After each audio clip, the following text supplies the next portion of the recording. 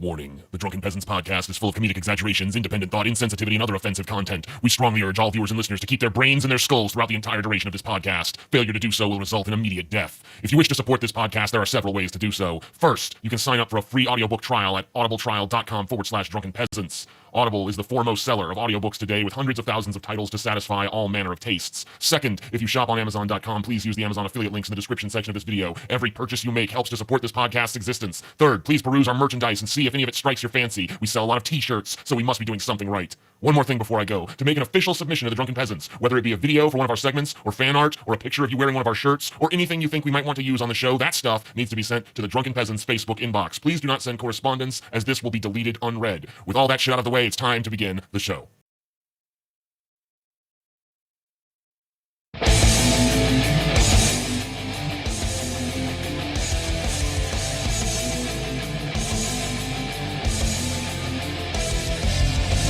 Coming to you live from the frigid armpit of America, this is the Drunken Peasants podcast with Ben and TJ, bringing you opinions of the news from an altered perspective. Fuck it! Hey man, you got a joint? No, not on me, man. I don't have facts to back this up. It'd be a lot cooler if you did. What the fuck you talking about, atheist? It's okay. You're nothing, TJ. You're garbage. I just want to be liked. You're garbage, And now, here are your hosts, Ben and TJ. We'll do it live. We'll do it live. Fuck it. Hello. Do it live. Welcome to the Fucking Drunken thing Peasants sucks. podcast, episode 230. No TJ. Yeah, He's not here. for the first time in a while. Fucking sick piece of shit. I forgot I had you turned down. Oh shit. I had your channel turned down. Oh, the fucking aftermath. Let me The get Paul aftermath. in here. Yeah, bring Paul on. We need one fat, loud, boisterous fuck on the show.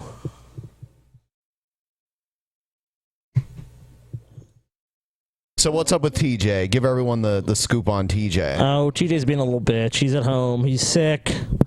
He has a virus. He went to the doctor and he was complaining. He's like, they didn't give me nothing. It's like, well, there's nothing they can give you. These doctors are worthless. They should give me something to make me feel better. It's like, and now we know why we have, pan-resistant antibiotics, because of people like TJ. So TJ, thanks for that. You're probably sitting at home watching right now, you fat, disgusting piece of shit. Oh, TJ. He did sound pretty fucking sick, though. Like, he and I talked yesterday, and apparently the doctor told him to, like, swish Benadryl around his mouth or some shit. Like Malox and that? Benadryl. Yeah, I don't know. TJ was upset by that. He's like, what else can they do? I'm like, well, TJ, I don't know what you... He's like, I'm going to go to a different doctor from now on. They didn't do what I wanted. They didn't make me healthy. I was like, well, you can't instantly just not be sick anymore. I don't know. The question that's really on my mind is who is feeding TJ Cena that banana? Both his hands are up in the air, and there's a third hand. Who could it with be? The banana. You I don't know. Who knows? Who knows? It's the mystery. Oh yeah, the debut of TJ Cena. Well, I just wanted to tell you guys that I am outraged that you made the private show available for people who aren't patrons on Vimeo. Oh my god! Just disgusted. Good. By your Glad conduct you're disgusted. in doing so. Yep. It's just awful. Like, but it also would have been awful if you hadn't offered the private show. So, Right. Just wanted to let you know you guys can't win. Like, even when you offer something to people when they ask for it, you can't fucking win. Well, no, they believe it should be the same price, but no, that's not how it works, because, see, the other people signed up in advance. Some of them have been supporting us since we first had a Patreon page, and you guys really wanted that, and the normal policy is we wait 6 months. So we said, all these people really want it, but we don't want to be unfair to the people that have been, $5 patrons forever. So that was kind of the acceptable compromise. If they don't like that line of reasoning, I don't really give a shit. Like, fuck them, because it makes sense, and that's why we did it. People are just fucking stupid. Like, no matter what you do, people will bitch. No matter what. Yeah, I mean, like, sure. It doesn't matter what you do. And I mean, it's a tiny number of people complaining. I mean, they can complain; they have every right to complain. But I elucidated the reasons why we did that, and it's just to be as fair as possible. It wasn't like we're charging like $50 or some ridiculous amount. It was only double what the other people were paying. Some of those people paid even more. So. Yeah, I don't really get it. And it's usually honestly, it's usually on Reddit. Is like where most of the complaining is. I mean, they can complain as much as they want. Doesn't change anything. So I really don't feel we're being unreasonable. You know, I mean, if it was really unreasonable, I could understand it, but it's really not. So yeah. I mean, it's not like we reached into your fucking pockets and forced you to pay $10 for the goddamn video. Like, I know. If you don't want to pay $10, don't buy the goddamn video. So for those of you that are not aware, there's a link in the description if you'd like to go to Vimeo On Demand and be ripped off by the Drunken Peasants and see the crazy fucking show. I had to hook. What is it with you and like unhooking things? When you're, I mean, like all the mics were unhooked, your headphones were unhooked. I don't even know, dude. I don't even know. You know, Scotty was on a different fucking planet. The last 15 minutes of that private show, somebody on Reddit, I think it was, said it was like a scene from the Blair Witch Project. It really was. Like, I had no idea what was gonna happen. I didn't know if Scotty was gonna fly off the handle and smash a monitor over somebody's head, or like, it was crazy. It was crazy. And I heard too that there was a gigantic mess for Ben. Oh yeah, there was.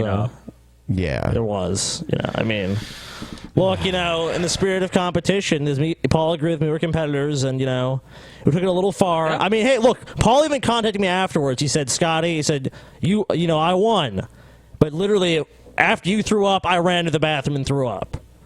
And, like, he could barely contain it. Some people that say that, you know, Paul demolished me, like, it was neck and neck. Paul did win. Hey, I can acknowledge it. Paul did win. He won fair and square. I mean, hey, that's fine.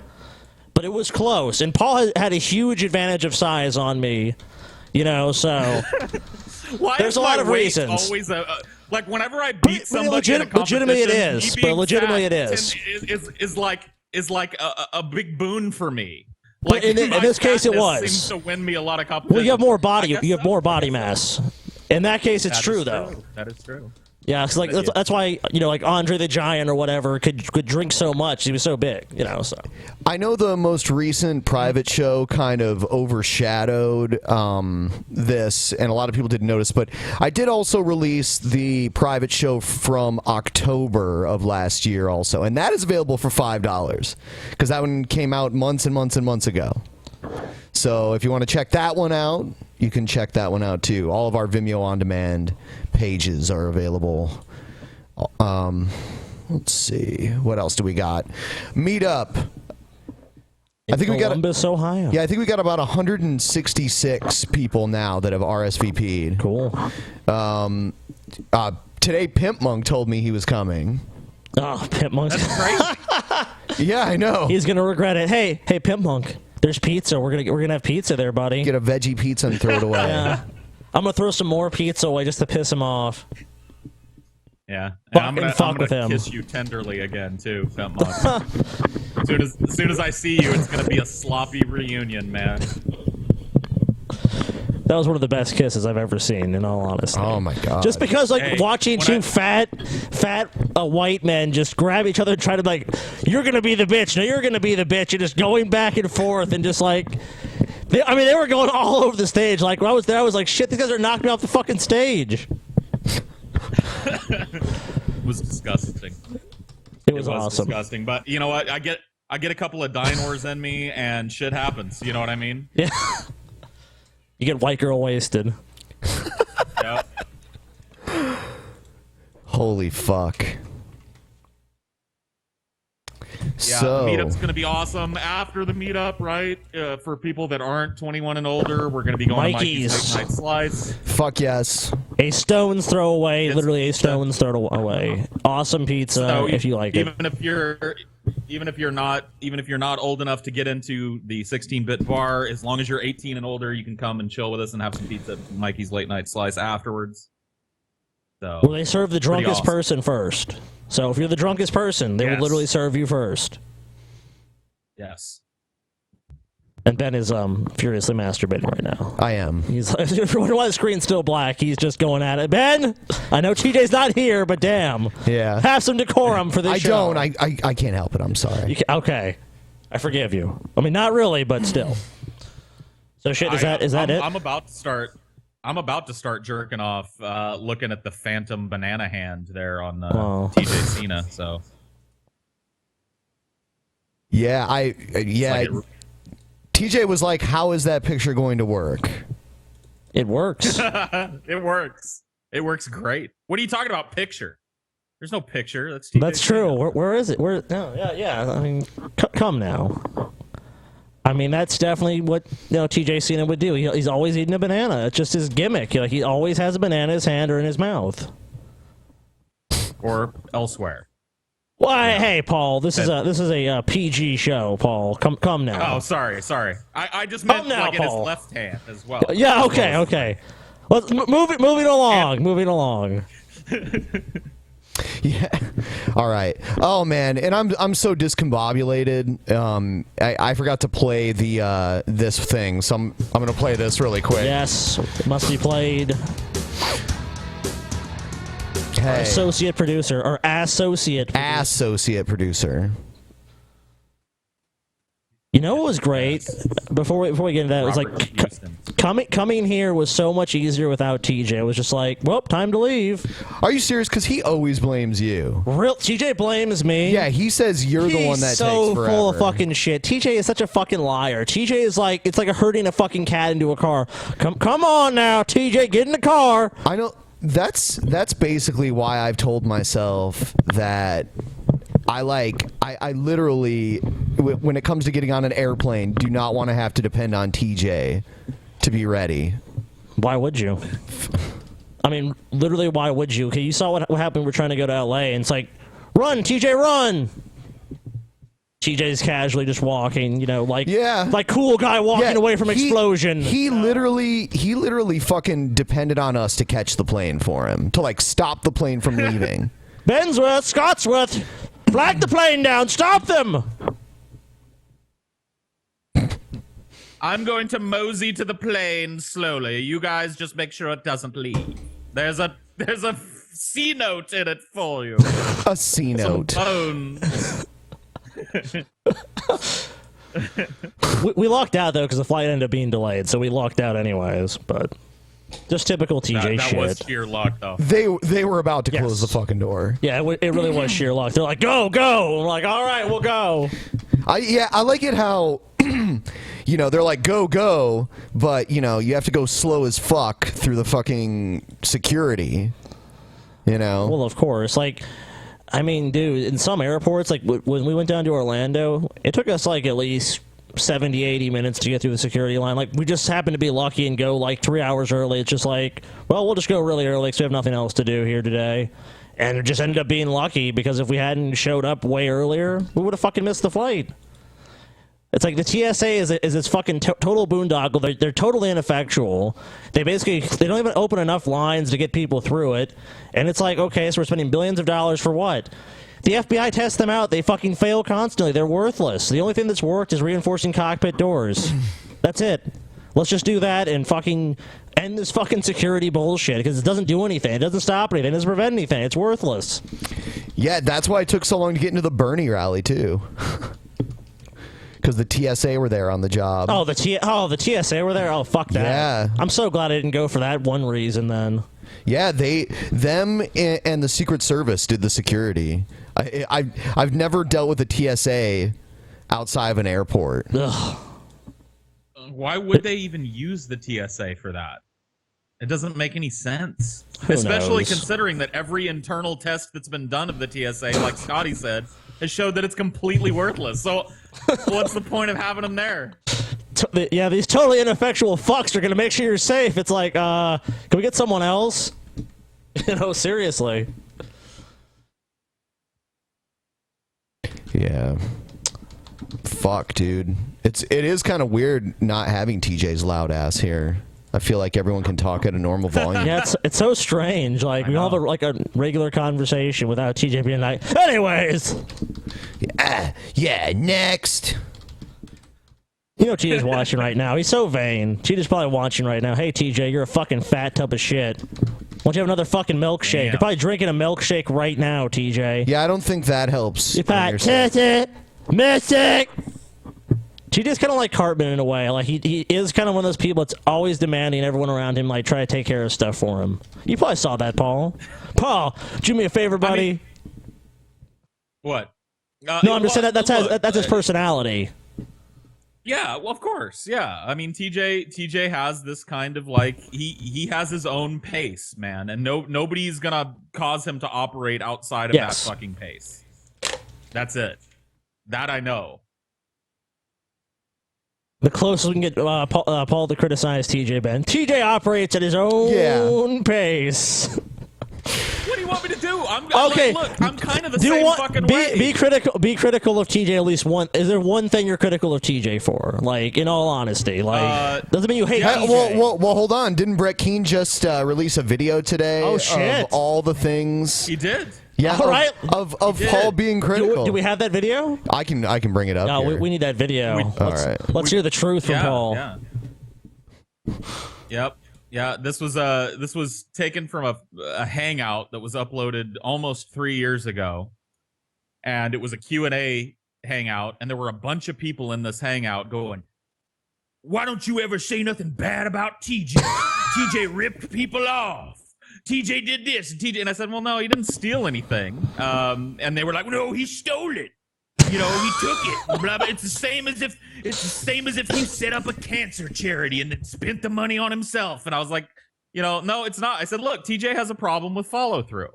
And if you want to donate money to something and you want to be assured that that money is going to be fruitful, then the best thing you can do is to do what I do. I said, I don't have expendable income to give to people on YouTube. I give my money to like charitable organizations where I can look at the books and shit, and I know where the money's going, and there's not this nebulous like possibility of it not working out. You know what I mean? That's all I said. Brett Keane uploads this like it's the smoking gun of all smoking Here it guns. is. Here it is. It's Paul's ego rats out the amazing atheist. What's at the audience decide, Paul? Yep. Dun, dun, dun. I'm glad this Lesson is back. I'm 1, glad be this is- friendly. So be nice, and you'll be approved. God bless and have a wonderful day. God bless I kinda you, like the darn. investigative journalist, muckraker, zero identity kind of thing he's got going on. But What do you think about his video on TJ? If he hasn't done more than one, I think he which one? I think he did one on Not Productive, and he might have done a follow-up on that. I can't remember. This video. Oh, hold on one second here. Okay, so I did see his video called Non-Productive, and here's the thing. I'll give equal lip service to TJ. Everybody in here watches TJ. Yeah, used to. Yeah. Some people are directly involved with used to. TJ. There's a truth about TJ, and it's an undeniable truth. And that truth is that TJ has problems with follow through. He's a thief. That's such a nice way of saying that he's a lazy fuck. He's got no follow through. Yeah, that's true. TJ doesn't. I mean, That's what you're like, saying? look, I've never, I like TJ, have never exempted myself from my own criticism. I have problems with fucking follow through too. Yeah. Shit. He's a what? Yeah, he steals money from He people. steals the money they give him, right? Are we on the same page with that? He steals the money. What evidence do they have that he stole the money? It's like that's your narrative. It's like Paul's not going to say something definitively like that unless he has proof. If Paul had proof TJ stole the money, then Paul would be the first one to say TJ stole the money. It's true. Sure. No. I don't know. Through I can see Donations he does not steal. Where the I fuck don't did know all that the I would- donations go? He has. I can see that he has a very clear drive to get the shit done. It's just he's juggling a lot of things, and he does have a problem with follow through at times. Yeah. But he has no intention to just like drop it completely. I don't personally believe that TJ sets out to fleece people, but I do personally believe that there needs, like, if you're, here's the deal, and I can only filter it through my own brain. If I were ever going to go to my audience and go, hey guys, look, I'm going to start this project. And I want you guys to donate to it. And here's what it's going to be. I would feel such an impetus to be transparent at every level with that, and to follow through to the best of my ability with other people's money. And I don't know that. All right, Paul. I mean, that doesn't really sound. That's not really scathing criticism. That's more just like that's a pretty nuanced. That's a pretty nuanced opinion. So it's not you came out there and like let me try. It's like, you know, let me cut a fucking promo against TJ. That's not what's going on. And I mean, keep in mind that this whole conversation is dropped without any context. We're talking about a video that Straight Dope made. I think it's Straight Dope. Okay. That made the non-productive thing. And this whole conversation went on for a very, very long time prior to and after this. So this non-contextual little soundbite, and that is true. I have never personally gone to my audience and been like, "Hey guys, I have this project," because I know that I have a problem with follow through, and I know that I probably wouldn't be able to bring to fruition a website. TJ tried several times. And once again, this is also before TJ and I had ever discussed this personally. Or I had ever heard him discuss this with anybody. Certainly after the big Brett Keane show, what was it, 166? Where Brett Keane brought all of this up and TJ defended himself. I have a more nuanced opinion of what went on. So there it is. I mean, before Brett caught you, Paul. Brett caught you. I can understand people speculating when there's no other narrative out there. When it's just the narrative is, this guy fucking fleeced a bunch of people. I mean, sure, you can understand why people would think that. And I mentioned, I think in this video, unless Brett cut it out or cut it before it gets there, I believe we talked about the RV trip, and I said, look, that's the only one that I think that TJ should probably explain. And he's talked about it. He says he doesn't remember asking for the fucking money. Doesn't remember what the money I do not recall. I do not recall. I only remember it vaguely. Whatever, man. I mean, I don't know what happened with it either. I mean, so I'm his own brother. I don't fucking know. Who knows? So it is what TJ it is. looks at a lot of his projects in that way. I think that TJ is kind of like I want to do this, and then maybe he loses interest in it. Maybe it doesn't work out exactly like he thought it would, and he moves on to something else. And I've seen it happen a lot more times than maybe some of the younger guys have seen. Straight Dope brought up in his video that TJ was going to do this atheist road trip one time. And I know a lot of people have thought, oh, that's bullshit. That's bullshit. No, it actually happened. He solicited donations at one point and said, hey, I'm going to go on this road trip all over the country. I'm going to interview prominent theists and prominent atheists from YouTube and from outside of YouTube and cut a big DVD and make it for sale. And I want donations to cover the gas. And that shit never materialized. And he got money for that. That money went somewhere. And I don't think it went towards planning a road trip around the country. I mean, I like I said, I don't know. I mean, he says he doesn't remember, but yeah, you're right. If he did solicit, let's keep in mind too. Let's keep in mind that this whole atheist road trip thing happened like fucking 9 years ago or some shit. Like it was an absurdly long time ago. Also, I'm sure he probably didn't raise very much money. Yeah, look, I'm not saying that TJ got like $90,000 and just ate, like went to Whataburger and ate it all. You know what I mean? Like, sure. But it's true. Like, I remember the video, and the reason I remember the video is I was excited because one of the places I thought he might stop was like LA, and I was like, man, I could drive down there and meet up with TJ. You know what I mean? But whatever. Yeah. Like, look, it happened. It is what it is. TJ has responded to it. I see no reason why not to take his response at face value. It was fucking 9 years ago. I don't remember anything I said or did 9 years ago. So who knows what the particulars behind it were. Yeah, that's what I'm saying. There's not enough. I mean, it's just some vague assertion at this point. Oh, he's made these promises. Like, who knows what was really said back then? I don't think the videos even exist anymore. It's impossible. We can endlessly speculate, but it's either you accept his version, like he doesn't know what happened or whatever, or you just think he scammed people. If you think he scammed people, then that's your right to believe it. But I mean, that's where it ends. There's not really any evidence one way or the other. So he stole it.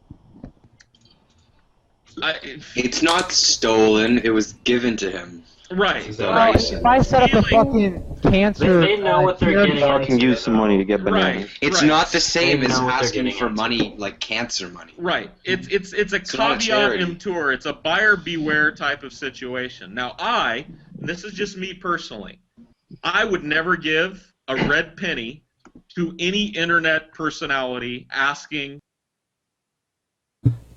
So is that true to this day? You've never given anyone on YouTube a cent? No. What No. about what And about the any reason- charity shit through YouTube? Yeah, well, charity, like when people do YouTube charity shit, right? Yeah. If I like that charity, I'll go and donate to that charity myself. And the reason Cool. behind this is that I've never had any money. Like I don't have tons of expendable income now. Sure. I didn't when I made this video, but I do like to donate things. And it's important to me that I can go and see the fruits of that donation, right? So I donate to places, a lot of local charities in the area that I live. I like to donate there so that I can go and see where that money goes. If people Makes sense. want that kind of transparency and they want that ability to know exactly, then a fundraiser drive for a project on YouTube is probably not the best place for them to put their dollar. Oh, I agree That's with you. what man. I'm saying. Look how many Kickstarters have gone nowhere, or the person couldn't fulfill it, or whatever. It's because they didn't anticipate what the true cost would be because they didn't know. They had an idea, and it sounds like a really good idea, and a lot of people back the idea. Sometimes 10,000 people back an idea, and it doesn't go anywhere. Right.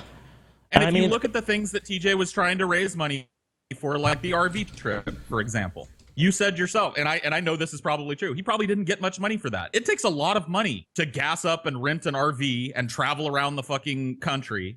If he didn't get enough money to fucking bring to fruition the project, what is he supposed to do? You know what I mean? Like the people can't go, well, like I want, like I gave you $5. Where's that RV trip? Well, all I got was $300. You know what I mean? Like you can't even gas up an RV for $300, much less drive it around the country and release a DVD. You know No, what I can't. mean? You clearly So can. That's and what right. So my point in stating where I put my money is if you are worried that some project isn't going to come to fruition, there are established charities out there with open books where you can go visit a fucking Salvation Army and see where your money goes. Yeah. That's where sensitive people who donate $5 and then want to scream scam artist for 9 fucking years when it doesn't happen should be putting their $5. I mean, look, there's always crackpots in the internet, and I mean, look, if there was anything to it, or a lot of these allegations, and hey, they would have presented some evidence. Like, and it's kind of like the not productive thing. I think is people think that there's even still this was a big scam. It's like it really wasn't a scam.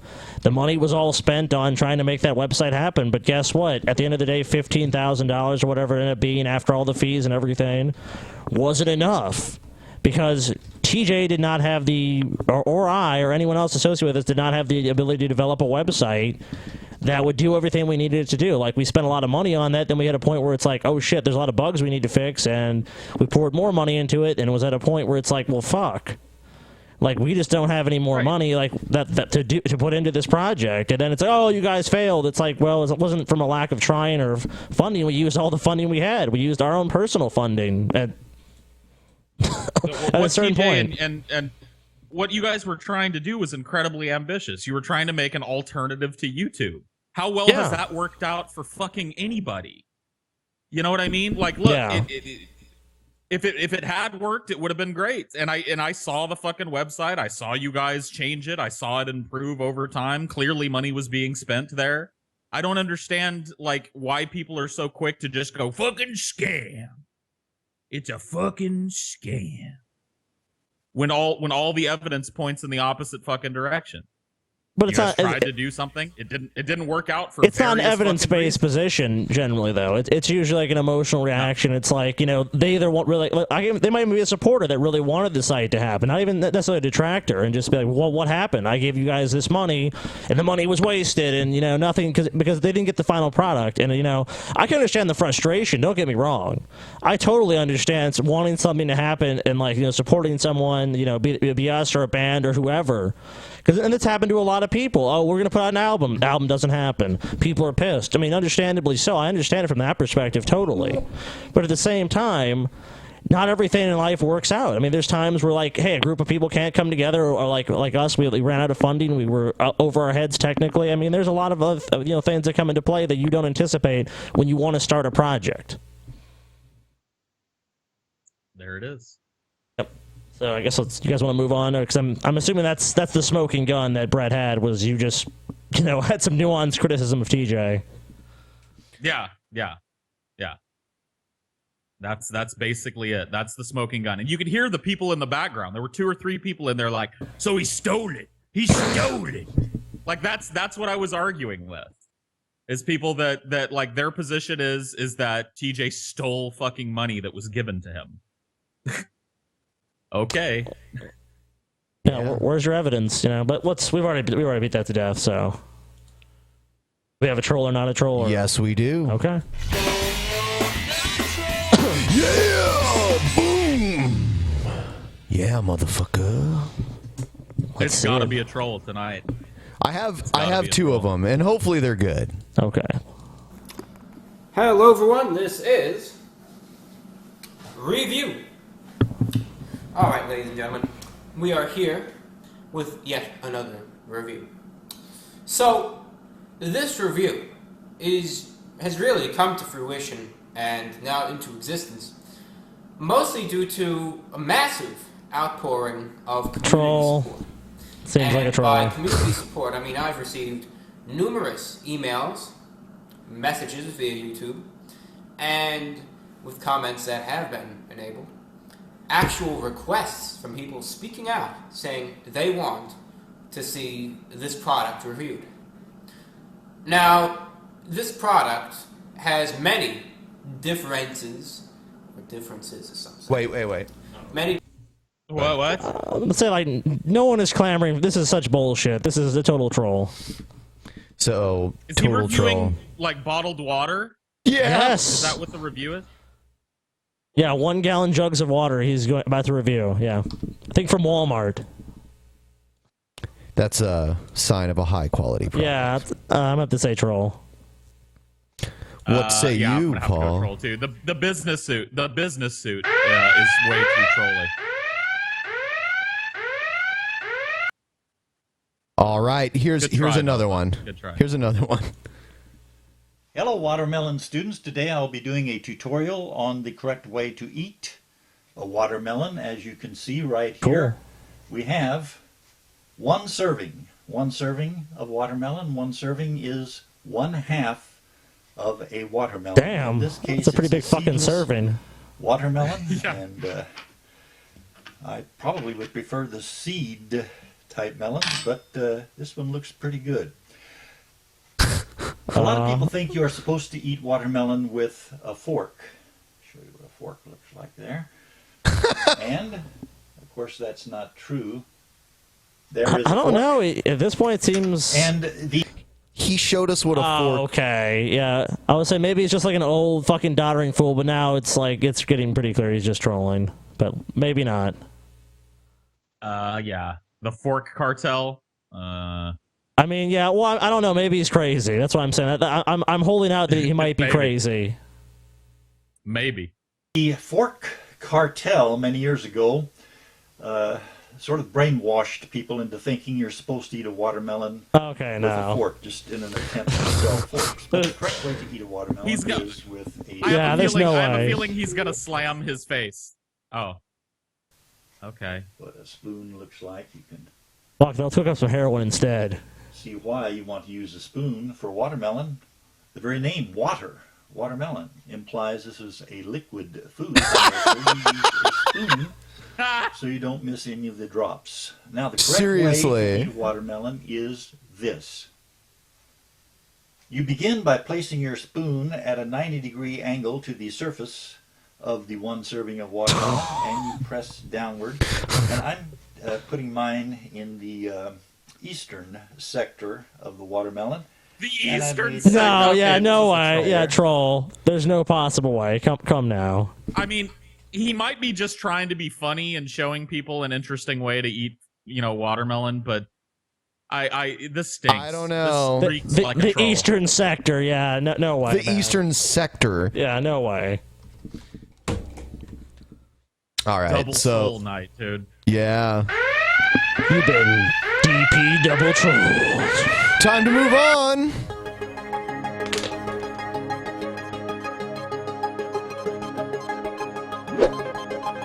Political shit, yo. All right.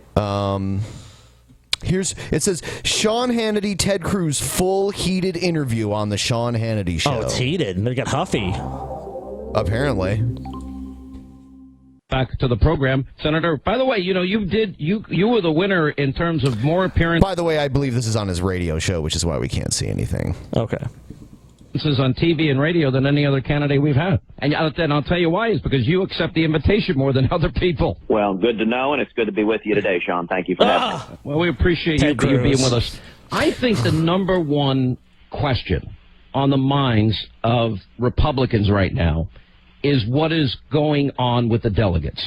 For example, if you can explain to people that your campaign, that you have every right within the rules to talk to candidates that are pledged on the first ballot to candidate A or candidate C, you being candidate B, and that tell us what that process is. You're assuming this is going to the convention. You told me that in the last two interviews. So as part of that, you're hoping to get to a second ballot. In other words, in a second ballot, people that support Donald Trump or John Kasich or Marco Rubio, if those delegates are still relevant, can then switch their votes. So you are in a process of talking to delegates, and it seems to be very extensive. Can you explain to people what's going on? Sean, with all respect, that's not what people are concerned about. I'm campaigning every day. People are concerned about bringing jobs back to America. People are concerned about raising wages. People are concerned about getting the federal government off the backs of small businesses. And people are concerned about beating Hillary. And the media loves to obsess about process. This process and this whining from the Trump campaign is all silly. It's very, very simple. Senator, I'm on social media with millions of people. I have 550 radio stations, and I have the top-rated cable show at my hour all across the board. And I am telling you that people are telling me that they find this whole process confusing. I can read the articles, for example, about, what people want to know what actually happened in Georgia this weekend, where people that, I guess, on the first ballot are going to Donald Trump, but representatives of yours talk to them and are persuading them to vote for you on a second ballot. That is an important. Yeah. So I love that Ted Cruz is going to tell people what they care about and what they're concerned about. I think that rarely Sean Hannity is right about this. I think people are concerned about the primary process, certainly way more than I've heard them be concerned in the past. Usually the primary is over by now and nobody fucking cares. But this year, we've seen some of the fucking cracks in the facade, and people are starting to worry about why the candidate that's supported isn't the one that gets the delegate votes. Well, yeah, because it doesn't make a whole lot of sense to you when you think about it. Oh, shit. Paul's gone. No, he's here. Oh, okay. Don't worry about it. But anyways, yeah, when you think about it, it's like Cruz is just trying to control the narrative. That's pretty evident. But more so, people are concerned because they're voting for somebody, which is, in this case, Trump. And I'm not even a big Trump supporter or give a fuck about Trump. But if Trump gets more votes, it kind of makes sense that he should be the nominee. Hey, Egghead, if you have a fan on, could you turn it off? It might be my air conditioning. Sorry about that. It's okay. It only fucked everything up. Thanks a lot. Fucking piece of shit. Fuck you. Fuck you! Way to go, Egghead. Eggheads ruin everything. Way to- He's probably a Ted Cruz ruin it all. supporter. Don't you live in Texas? You voted for Ted Cruz, didn't you? You voted for him. He No, I did. did not. Fuck you, Scotty. No, I did not. Fuck you. Fuck you doesn't make it true, man. Fuck you. We all know you voted for Ted Cruz. You voted for fucking Ted. I fucking didn't. You voted for Ted. Dude, did we just skip over that little nugget of Scotty wisdom there? Fuck you doesn't make it true. I fucking love that, dude. That's good. Oh, Lord. Important question, because I think most people would like to know how this works, and I really am asking you, it's more than a process question. It's an integrity of the election question, and everybody's asking me this question, so I'm giving you an opportunity to explain it.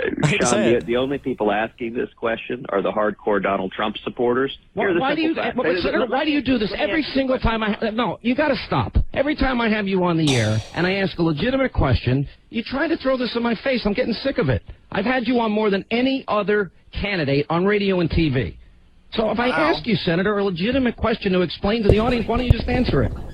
Sean, can I answer your question without being interrupted? Go ahead. In the last 3 weeks, there have been 5 elections in 5 states: Utah, North Dakota, Wisconsin, Colorado, Wyoming. We've won all 5. Over 1.3. And Trump just won New York, a pretty big fucking state, Ted Cruz. So, I mean, like I said... chance. Yeah, well, I mean, look, Ted has some chance. And he's not answering the fucking question. Well, why He's the fuck would dodging he? the fucking question. Can I answer this question without being interrupted? And then he proceeds to talk about something that's not part of the question. No, not at all. Million people voted in those 5 states.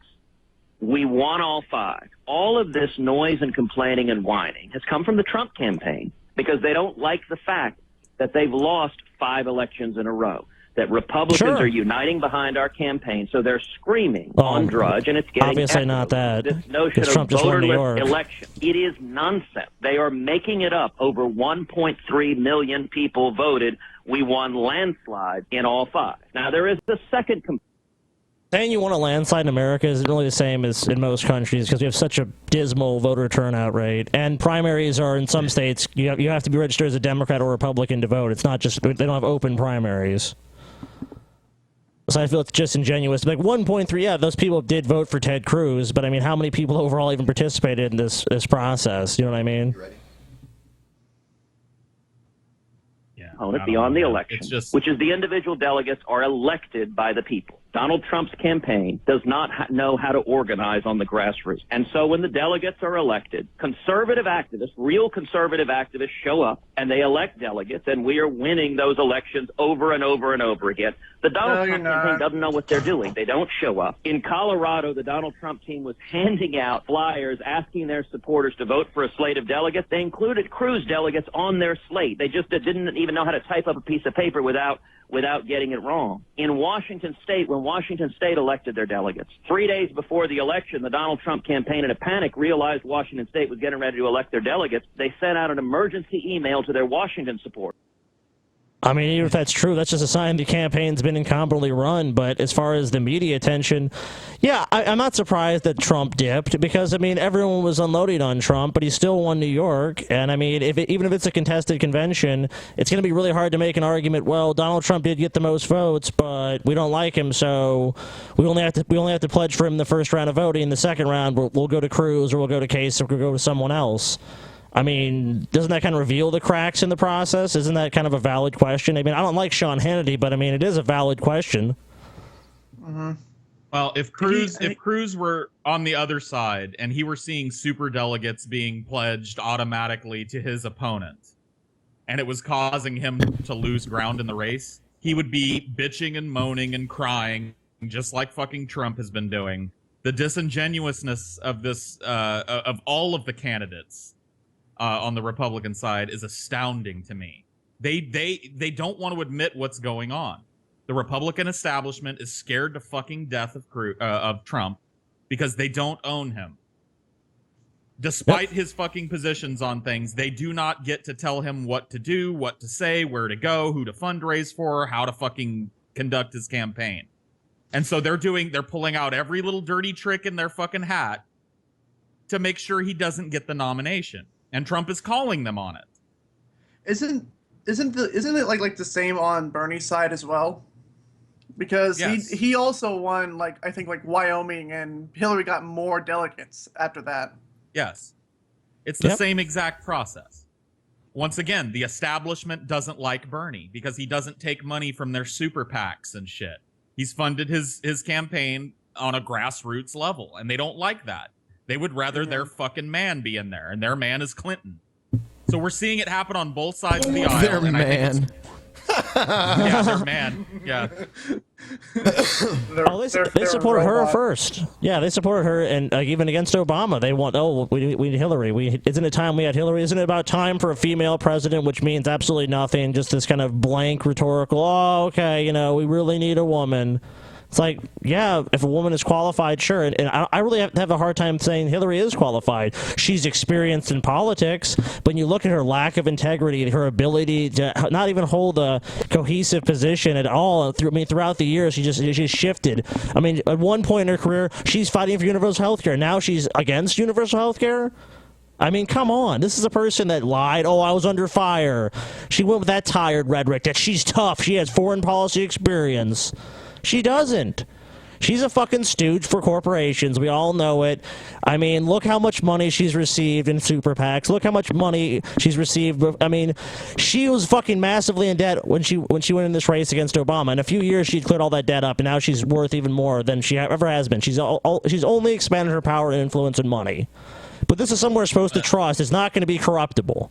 Her whole fucking political career, she's been shown to be corruptible. Yeah, and also, go ahead, Paul. No, go ahead, Egghead. Oh, well, I was also... That's great. Go ahead, Egghead. Okay. Well, thank you. Well, I was about to say, everyone also wants her to release her damn statements that she had on Wall Street, but that ain't ever going to happen. I'll release them. Everyone else release theirs. Okay, yeah, Bernie is like the purest candidate right now that's running. You're the only one that's so fucking corrupt. Everyone knows this, but everyone is too fucking stupid to realize it. I mean, I think a lot of people recognize it. Oh, go ahead. Yeah. Well, the whole primary process is designed to circumvent the will of the people in the occasion that a non-establishment candidate gets there. Both sides of the aisle do it, and both sides of the aisle have designed a system that allows them to replace a fucking candidate if they want to. And people don't like that. People don't like the idea that they went to the polls and voted for Bernie and Clinton won the fucking won the delegates anyway. Won more delegates. People don't like the fact that they're going to the polls to vote for Trump and they're watching Cruz walk away with super delegates and win states where he shouldn't. This is all done by design just in case the public decides that they want a candidate that the party, that doesn't totally toe the party line. Exactly. So, I mean, ultimately, it's not really a democratic process. The parties decide who actually has a chance of being president, and then ultimately, the Electoral College decides who the president is. So, it's another layer of bullshit between the will of the people and who gets elected. Right. It is not a true democracy here. It's it has the illusion. America has never been a true democracy. We're a republic, but the democratic process is something that's central to our republic. And when people go and mass numbers vote for one candidate and watch another candidate walk away with the state, they're gonna be fucking pissed. We democratically elect representatives who in turn do what they think our will is. Right. Well, yeah. I mean, but they don't have to. There's nothing, they could do a full 180. Someone gets elected into Congress, they don't have to represent their congressional district. I mean, they probably won't get reelected, but it's not even a could anymore. They do.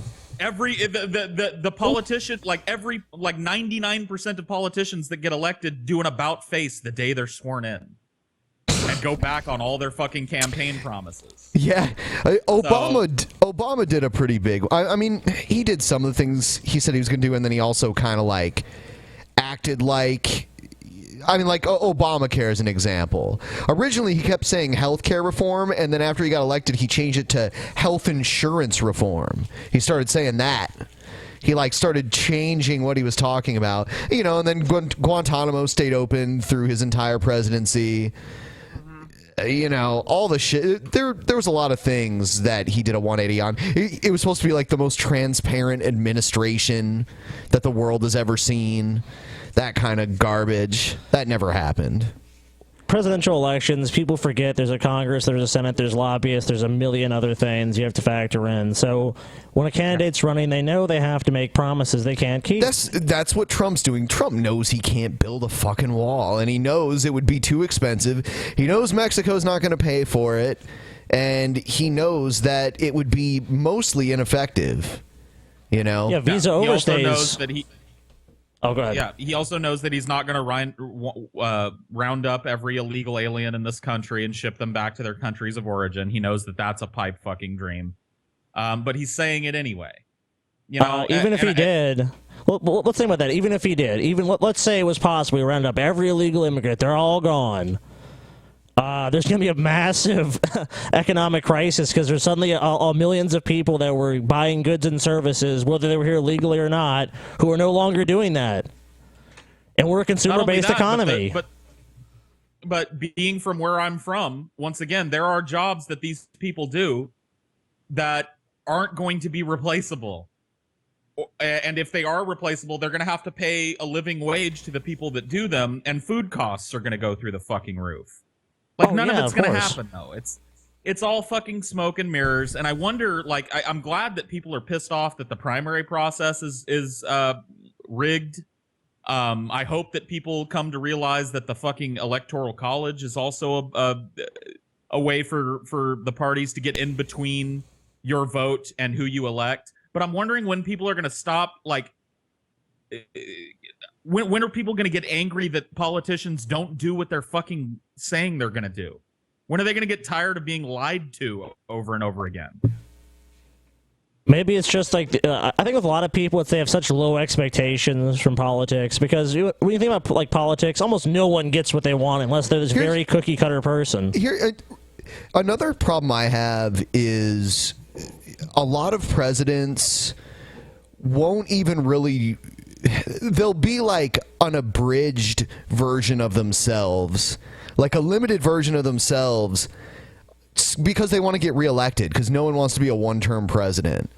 So you get, we got like Obama light at first, and now, and then later on, after he got reelected, then he decided to start doing more of the things that he said he was going to do that may have ruffled a few feathers. I've always noticed that.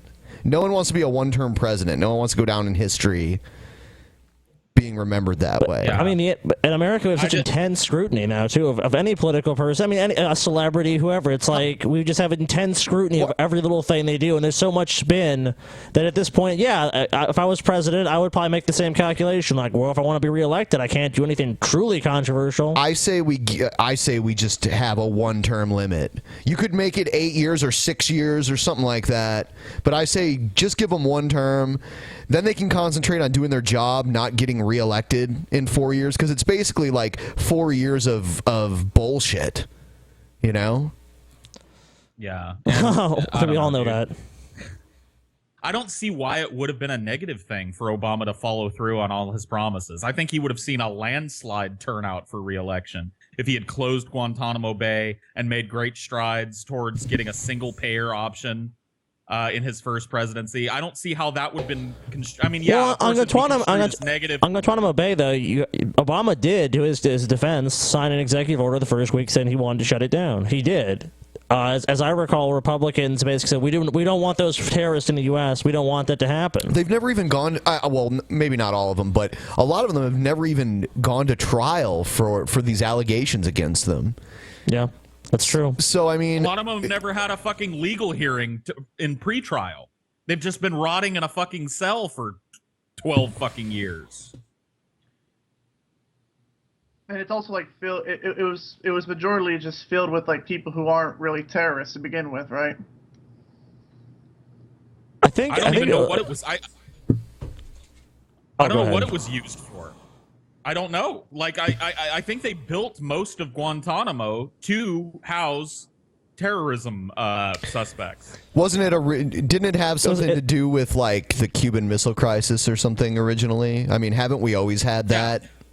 Well, I think it was established before the Cuban Revolution. Right. And I mean, the U.S. leases the land. The Cuban government doesn't actually take the money. I think it's like a Marine Corps base or something like that. Yes, there is a Marine Corps base there. I've had friends and family that were in the Marines that actually were stationed there. You're in Cuba, a country that, well, I mean, increasingly is being open to the U.S. I mean, Fidel Castro just put out a thing saying, I'm 90, I'm going to die soon, but we still have to keep our revolution going kind of bullshit, which we all know is not going to happen. What revolution? I mean, the revolution's over. You won. You're in control of the country. You've been in control of the country for decades. He sees the writing on the wall. I mean, look, people in Cuba are paid like $25 a month. You can't live on that. And they're driving like 60-year-old cars, 70-year-old cars. I mean, this country needs to.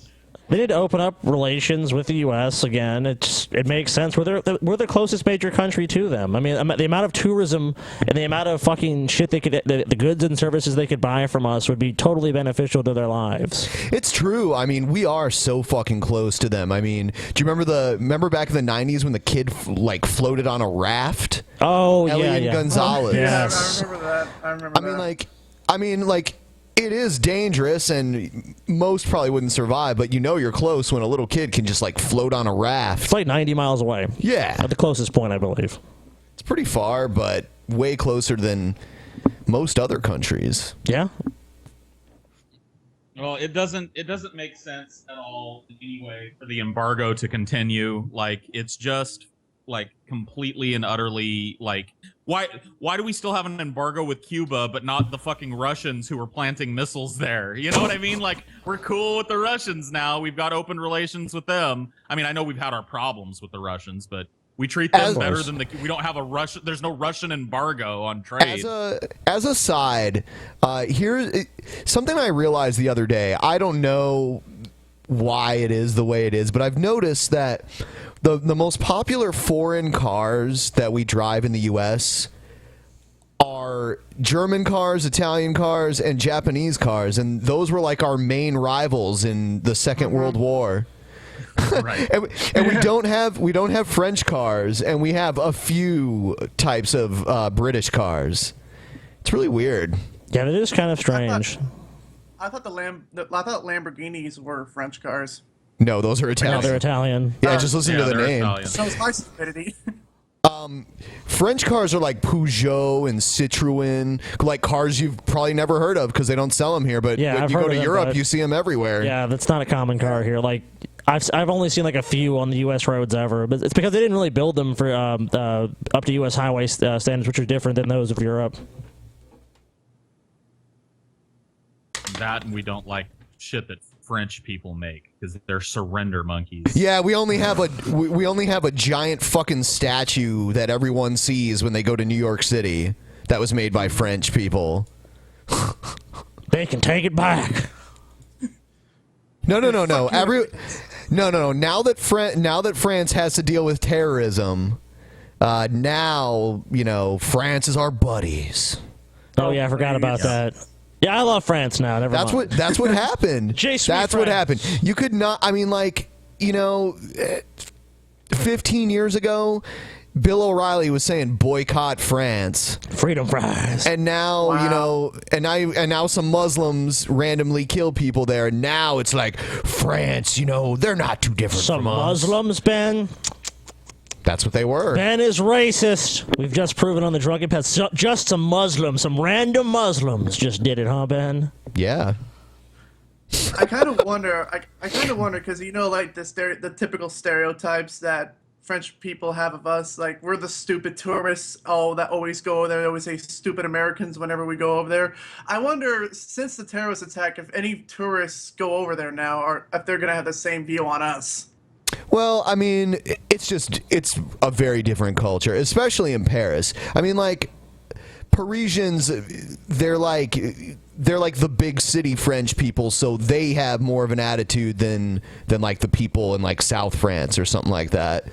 And yeah, I mean, like, it's just really different because, like, okay, for instance, when we go to a restaurant in the U.S., we want to order our food, we want it served to us as quickly as possible, and when we are done eating, we want our bill and we want to get the fuck out of there. Yep. In France, and in most of the other places in Europe, but really in France, it is actually rude to rush people when they're eating. Oh, wow. So, like, they come... They don't play the like friendly waiter thing. They just kind of look at you like, what the fuck do you want?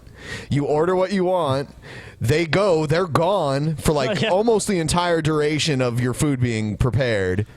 They come and they bring your fucking food, and then after that, if you want something, you have to get their attention. Oh wow! Like if you want to pay. Or if you want to, like, another drink or anything. Oh, no, you don't call them garçon, because that basically means, like, boy. Yeah, you don't call them that. That means I'd call them garçon. Yeah, I'm not taking no shit off of no. I'm not taking no shit off of no. It's no not Frenchie. It's not taking shit. It's What? I mean, how my would money don't spend? whatever. My money Dude, don't spend. I'll tell you what, Paul. France. I'm saying, I'm sorry. If you go to France, if you don't speak fucking French, at least in Paris, yeah, you're gonna have a very difficult time because they will just be like, nope, we won't help you. Like every other country, I need a SIM card in. Like I went to Italy, no problem. Netherlands, no problem. I mean, they sold it to me. Like, oh, here you go, yeah, no problem. Like maybe I had to show my passport or something, but that was it. In France, nope, they would not sell it to me. They're like, oh, we don't have any SIM cards. I was like, okay, they just don't want. They just don't want to. Oh no, it's because I know they had SIM cards. They just don't want to deal with me because I don't speak French. So there is a level of pretension in France, for sure. Yeah, you will get that. We get that. I mean, like, you know, I worked at a call center, and I used to get people that would be like, why do I have to press 1 for English? I shouldn't have to press anything. You know, so it goes both ways. I would say, I mean, yeah, to some degree, but I would say, I wouldn't even say it's all of France, because we were in Nice. That really wasn't the case. It was just it was in Paris. That's a very upscale, touristy area in Nice, and they're used to tourism from people all over the world. I'm sure Parisians are used to terrorism. Well, they are now, unfortunately. To tourism, yeah, they are. I mean, we heard more Americans anywhere than when we were in Paris. Yeah, there's a lot of Americans there. I'm sure they're annoying too. I mean, like, to them. Oh, sure. I'm sure they're annoyed by the American tourists. That's why, like, when I go, I try to just like the both times I went, I kind of just like enjoyed the food and like got drunk and went to the Eiffel Tower, and that's basically what I did. Americans are fucking annoying. The French are right. I'm annoyed by Americans. Stupid Americans. I'm annoyed by myself. Like, I can only imagine some poor French person having to put up with me. Oh, Lord. Well, I think the stereotype is that we're loud and we're impatient. Yeah. And fat, too, right? And, a stereotype? Different. I mean, come on. Yeah. I mean, and like, look, let's be honest. There's truth to a lot of stereotypes. We are loud, we are fat, and we are impatient. So sure. Compared to Europeans, yes. Blend well. Every stereotype. Like, if I went to a French restaurant and sat down and got a Diet Coke and sat there with an empty fucking Diet Coke for 3 hours waiting for my meal, I'd be pissed. Like, I'm gonna cause some shit up in that fucking restaurant. I'm gonna make a ruckus, and that's gonna make them hate me more. You know. I remember one time I was at a French cafe and there was an American woman there, and she was like, can I get a cappuccino, but can I get an American cappuccino? And he looked at her with like this look of disgust, this French waiter. And he was like, do you want American coffee or do you want the cappuccino? They are not the same thing. And he got like all mad and like walked off. They take that shit seriously, dude. French restaurants or cafes or whatever, they take their shit really seriously. So that's a huge insult. Yeah. Mm-hmm. They're not the same thing. It's true, they're not the same thing. No, they're not. And why the fuck would you go to France and ask for American shit? Stay at home if you want American shit. When you go to another country, you're there to do what they do. Dude, that was so true. In every country we went to, they had like American food. It'd be like pizza, like it would be like a pizza, hamburger, and French fries combo. In almost every country, it would be the American combo. It's like, come on, you're in another country. At least eat the fucking local food. Yeah. Yeah, if I ever do that, I would definitely stay away from the American restaurants. Yeah. Mainly go to the French ones. Oh, you can just pull a TJ. I went to New Zealand in 2006 for fuck's sake, because I'm pretty sure I did not. I can't remember it because it was so fucking long ago, but I didn't eat at anything because they had McDonald's, they had American food, but I don't. I mean, that shit. Yeah, I mean, like New Zealand and Australia, the United States, Canada, they're like younger countries, so they don't really have the same kind of like, I guess, like, I don't know, cuisine, like old school cuisine, I guess. I was just thinking that's kind of weird. It's like you went to New Zealand, but you've never gone to Europe. Because like anytime I wanted to leave the country, the first time I wanted to leave, I wanted to go to Europe. I did not. I mean, New Zealand, I'm sure is cool to visit. Sure. Yeah. But, I mean, just the wealth of shit you can do. Yeah. Yeah, I mean, it looks okay. I enjoyed Lord of the Rings and everything. That's about all I know about New Zealand. Like Lord of the Rings. When anyone says New Zealand, they automatically jump to the Lord of the Rings and the Hobbit. Yeah. But, what else do they do? I mean, I don't know. That's the only thing that blighted people has ever produced on their shithole outcropping of rock that's worth mentioning, yo. Fuck Yes, New it's Zealand. true. Fuck all New Zealanders. What's the next video, Ben? Hashtag nuke New Zealand. I think we've gone beyond with the Sean Hannity shit. Yeah. I sometimes tangents are good though. Oh yeah, it's fine. I mean, we've got 4,690 live Do we viewers. have? Do by chance we have bonus buckets or? Bonus buckets? Yeah, bonus buckets. I got bonus Dennis. I got a video with Dennis Prager, talking about the top 10 ways liberalism makes America worse. Ooh, sounds good. It's a pretty long video. I doubt we'll get through all of it, but you know, hey, since TJ's not here, why don't we just make it like a big panel? I'm gonna add someone else right now too. All right. Bring him in. It's Luis. God damn, this fucking Mexican, man. We needed an international perspective, I think. He's fucking Mexican, just ruining this country. Adios, amigo. Hola, hola. Oh, that's all the Spanish I know. Sorry. Hola, Luis. ¿Cómo estoy? ¿Y tú? Estoy muy bien. We don't Gracias. speak no Mexican here. Speak it to English, damn it. Speak American. It's because of people like you that I have to press 1 for English. That's true. Okay. Oh. So it doesn't matter that Spanish is the second most spoken language in the world. It's because, you know what? Shouldn't be. Yeah, it shouldn't be. Those fucking evil Spaniards, they fucking raped and pillaged all of these indigenous peoples to get what they wanted. And the Americans didn't.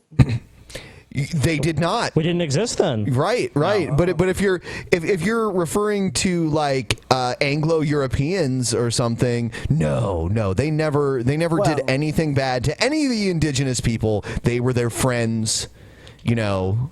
So because they spoke friends English. and allies. The Spaniards They spoke fucked it all English. up. English is the language of nice people.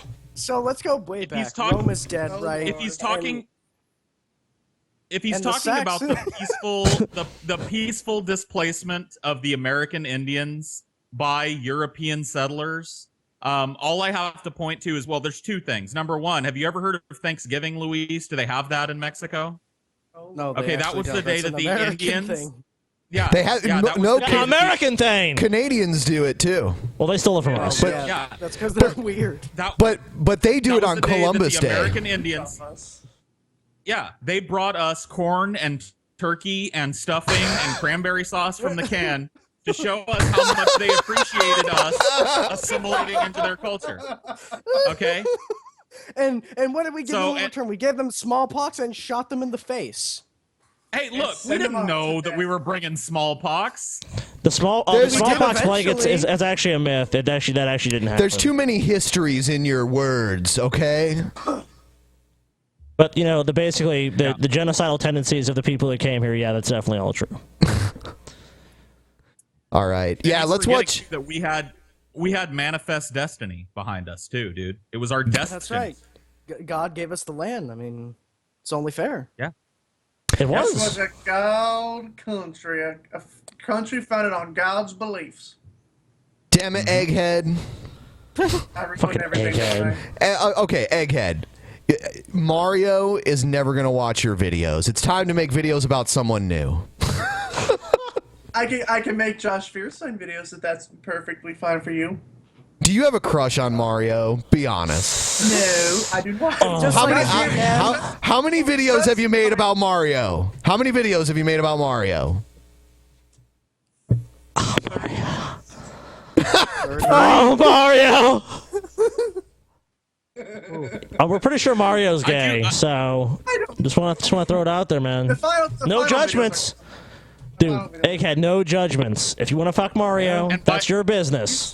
You sound like my Mario fucking... is straight after all. No. Not for Egghead, he's not. The jury's out on that one. Dude, him and Egghead, they could have a beautiful thing. I know Mario lives in Canada. Dude, Mario, you can visit the U.S. for 6 months without a visa, dude. Egghead is here. He's waiting. He wants you. He needs you. Come on, dude. Make the fucking decision. Buy the ticket. Come. Yeah. It's about time to make it happen. You'll never respond to me because move on. I'm too brainwashed by the media. Yeah, well, you are kind of brainwashed because you're wearing that fucking shirt, Egghead. And I wasn't going to say anything, but you need to change that fucking shirt. I will never be banned, that I am not a parrot. I disagree with TJ constantly. TJ's right. Fuck you. Right, TJ's right. Does TJ hold that position, though? Because I think TJ's kind of said the opposite. I think it's been me and Ben who've called you a parrot, in all fairness to TJ. Yeah. Huh. If anything, blame us. Because we wanted to ban you, Paul. We wanted to ban you from day one. If I had banned your ass, Paul, then you wouldn't have fucking defeated me in the drinking contest. So That's you know true. what? That was the funniest shit ever. Yes, and I'm glad that you brought that up because it gives us another opportunity to remind people that they can see it. Normally we wait 6 months to release this kind of shit. But so many people wanted to see it. I don't know why they weren't patrons. We gave them a fucking months in advance warning. But this is what you're missing if you're not a patron. Speaking of Patreon, We're talking about scamming earlier. I'm sorry. This show was so amazing. You need to see it. I'm sorry. Scotty at some point went just batshit insane. Scotty went shirtless at the end. I am the greatest drunken peasant of all time. I mean, it's obvious. It is obvious to anyone that watches that episode. It's anyone that watches any episode in which I'm on. There is a void. I mean, look, no disrespect to Ben. Total disrespect to TJ and Paul. One, because Paul beat me. He's a piece of shit. And two, because TJ's a fat, ugly piece of shit that's fucking annoyed me his whole fucking life. TJ, you lazy sack of shit. You fucking skipped out on this show. Yeah. If I sit there just stroking your fucking dick, doing nothing, you fucking lazy sack of shit. And Scotty was all like, TJ might not even be on the next show. He might not be. It's like, really? Dude, I have sat here like literally sick and done like show after show after show. Yep, Ben has. But my most potent memory from like the last 10 minutes of the private show, and I have very fuzzy memories because I was just as wasted as fucking Scotty was. But I remember like TJ going, "Hey Scotty, can I fucking like say one thing?" And he was like, "No, TJ, no, you can't say anything. I am the Drunken Peasants. I am the real American." Yeah, I played Hulk Hogan. I played the Hulk Hogan music.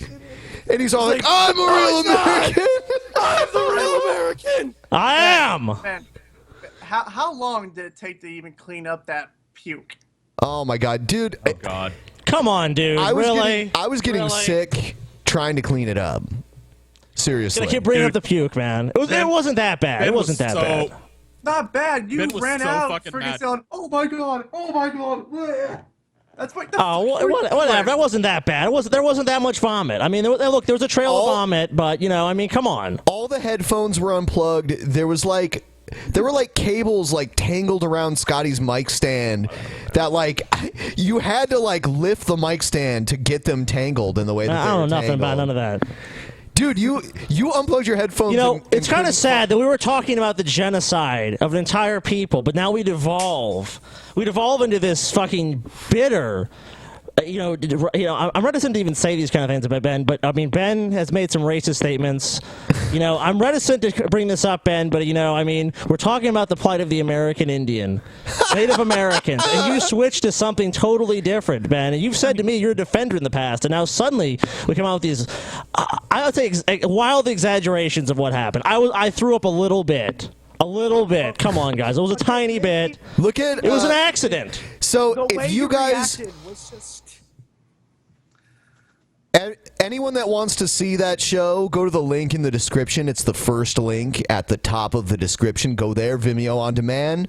It's $10. It'll get you, I believe, a few days worth of viewing. 1 week. You get 1 week. Usually we release them for longer, but this is special. We would not normally, because here's the thing. People that are patrons that actually have been supporting us month after month, I feel it's disrespectful to them to just put it out there and let everyone else get it when they actually have been supporting us for so long. So, of course. And look. Go ahead. I was just going to say, I've been involved in 2 fucking private shows now. What people should do is, number one, if you want to see the fucking drinking contest, go buy it on Vimeo. And then consider becoming a fucking patron so that you can see it when it happens next time. Because the 2 that I've been on have been fucking insane from start to finish. They're just everything that we can't do on a normal show happens there and more. And Fights, the next shirtless, drunk people, vomit, puke. The next breaking Patreon show chairs, too. We have an announcement on Friday. We're going to announce there's going to be something going down. I think that people will like. So and we're going to start doing the Patreon shows differently. Yep.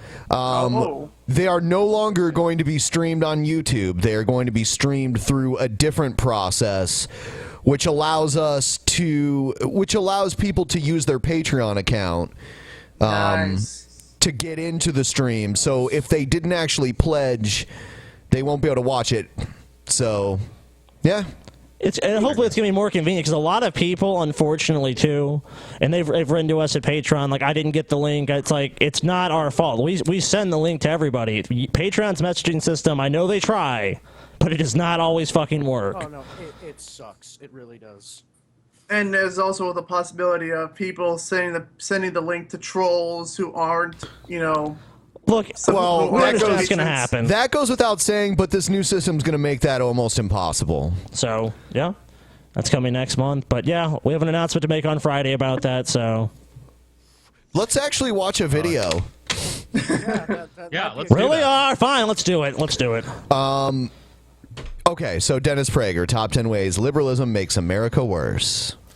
I was raised speaking liberalese. Liberalese. I am classic. I am the stereotypical liberal. Brooklyn, New York. Columbia University. Jewish. What else is there? I mean, it's like redundant. And I speak liberalese fluently. That is why, it is one of the reasons, hopefully, if I am effective, it's because I know their language. And part of the language is, to be liberal is to be kind. To be conservative is to be stingy. To be liberal is to be compassionate. To be conservative is not to be compassionate. And the list goes on.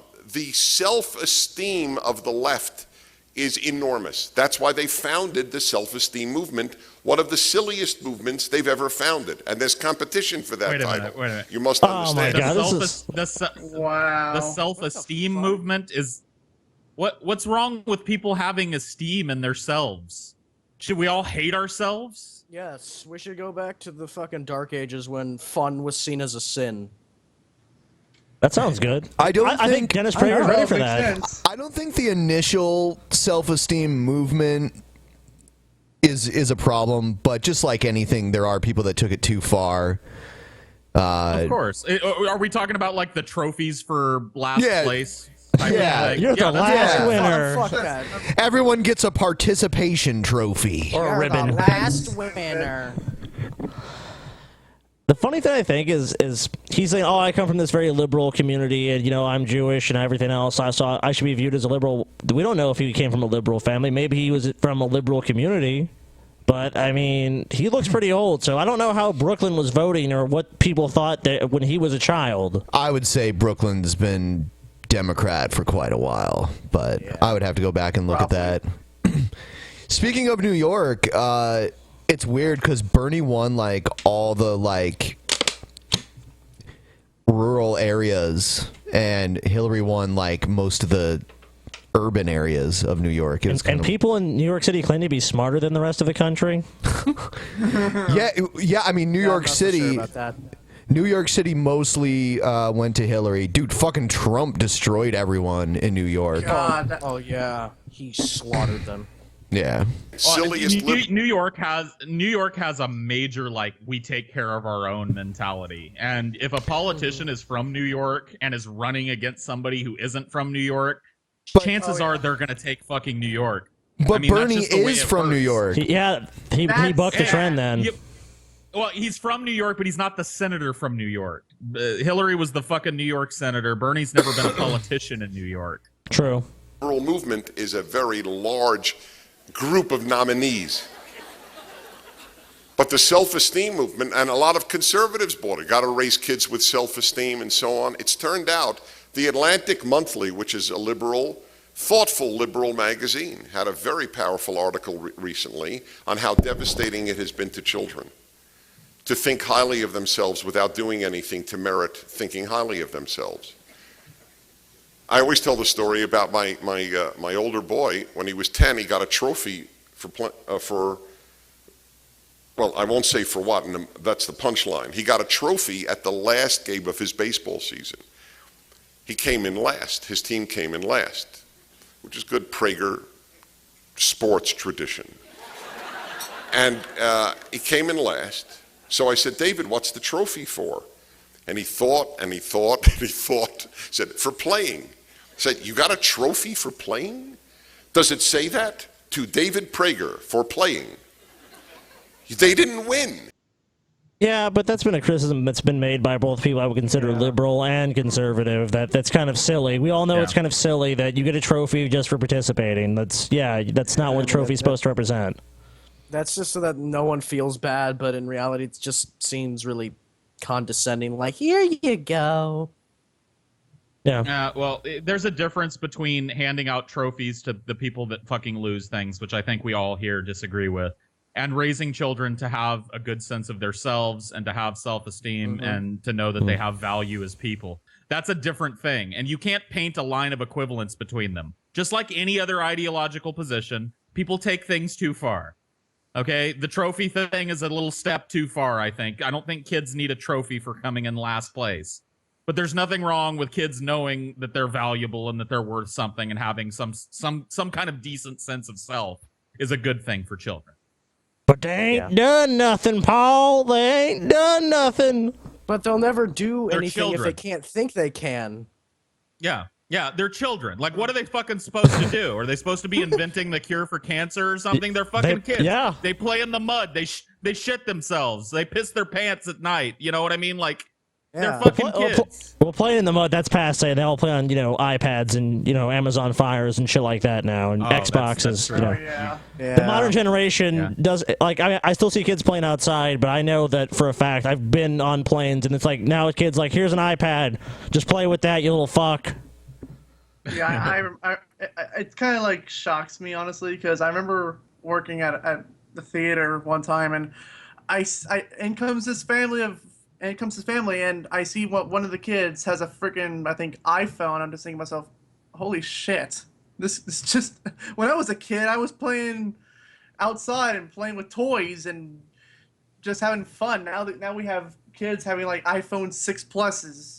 Just wow. My question is, who the motherfucker need to call? It's like, do you have a fucking calendar? You have a fucking your little black book, Who the fuck is he gonna call? His friend from down the street? Like, he probably has a fucking iPhone 6 Plus too. By the way, I don't even know. the kid who I don't didn't shit play on kids got for. I don't shit on kids for playing with the technology. If I'd have had technology like that back when I was a kid, I'd have been all over it too. Don't mistake me. We're lame bitter. shit. That's all.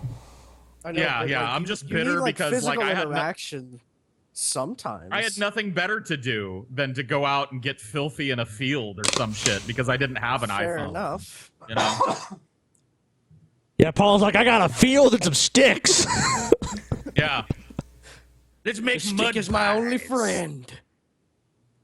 Yeah, Like, we shit. got up to some pretty like disturbing shit. Like, we had this above ground swimming pool that my parents couldn't afford to maintain for a couple of years, so it became kind of a swamp, and it was full of frogs and shit, right? Oh, damn.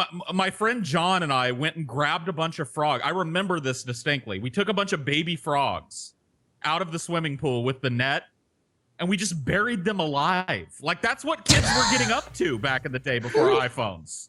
So That's it's a true. good thing, Christ. you know? Yeah, we just Someone call buried Cena them. We were on like, we call. gotta get rid of these frogs. And we just dug a hole and buried a bunch of baby frogs in it. I mean, that's the stupid things kids do. I mean, like, one time I just wanted my toast really badly, and it was still cooking, and I just touched it, and it burned my finger. And I was like, why'd you do that? I wanted my toast. Yeah, I wanted this toast immediately. I know I'll burn myself, but I still want it. Let's see what else this fucking fuck has to say. a trophy. I want to tell you, I got no trophies as a kid. My older brother did because he was good. He was a real athlete.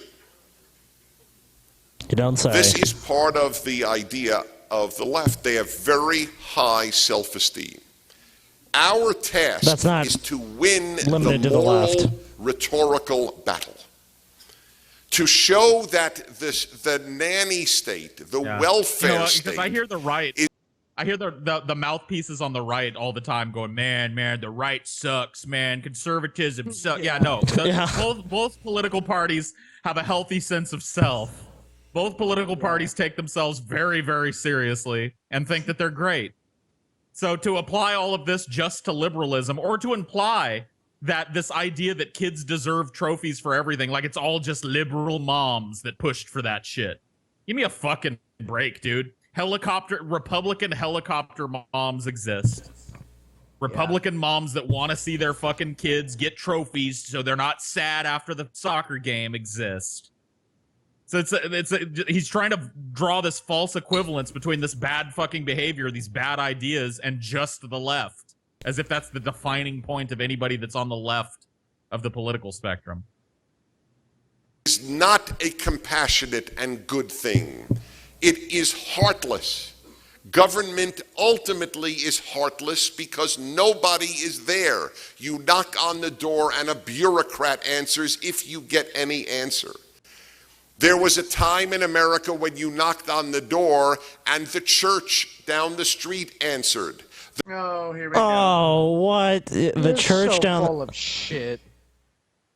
Okay, well, there's a huge difference between those two things. You're talking about the church down the street, yeah, which basically meant, yes, you have to attend this church. If you don't believe exactly as us, then you're going to be socially ostracized in this community, and you have to attend. You have to fucking sit there and go, yes, I believe all this shit.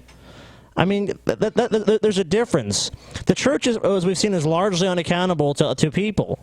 We really can't hold the church to account because they say, well, this is our religious doctrine, it's our belief, you shouldn't discriminate against us, blah, blah, blah. Whereas with the government, we actually, even though in this country we seem not to really ever use this power, we can hold the government accountable. And I mean, there's been so many good things that have come from having a government as opposed to not having one, who is opposed to solely relying upon the church for charity for people. Well, the when church was had this their time to golden govern. age? In When the was this 19 golden age? Yeah, that the 1950s. Republicans in are the always bowels pining of his for. imagination, apparently. 1940s, Yeah, 30s. because 1930s, 40s, 50s. If a black man knocked on the door and the church answered, I'd give you $5,000 right now. If a gay person knocked on the door and the church answered, I'd give you $5,000. It didn't fucking happen. But those people don't matter, right? Those people don't count. No, We're they not talking don't. about those people. Or- we're talking about I'll do you one better. Maybe an interracial couple would knock on the door. Well, that was illegal. Yeah, that was illegal. That shit didn't happen. Somebody that was a member of the Communist Party of America knocked on the door. Yeah. The church was a real welcoming place for people. This fucking sad, like, idea of the past is some perfect thing when really it's just a mire of fucking shit caused by people who thought like you still think. It's Well, just silly.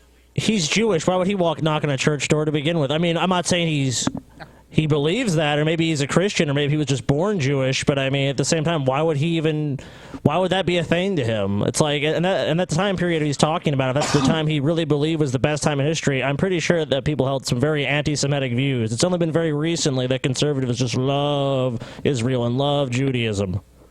You know, we're a Judeo-Christian, country. Yeah, when the Jews needed our help in the Holocaust, we weren't like, oh, just come on in. We're like, we'll let some of you in. The rest of you, sorry, fuck you guys. You don't get in. The Rotary Club answered. The Kiwanis Club answered. There were more associations in America than in any other country or all other countries combined. The state has obliterated them. Catholic Charities does not any the Boy longer Scouts of fund. America, the Boy Scouts, the Girl Scouts, the Eagle Scouts, the Kiwanis Club, all of the things that I participated in as a child still fucking exist. They're still out there. Kids are still taking part in them. So I have no idea what he's talking about. And they still have right to discriminate. Just obliterate shit. Yeah.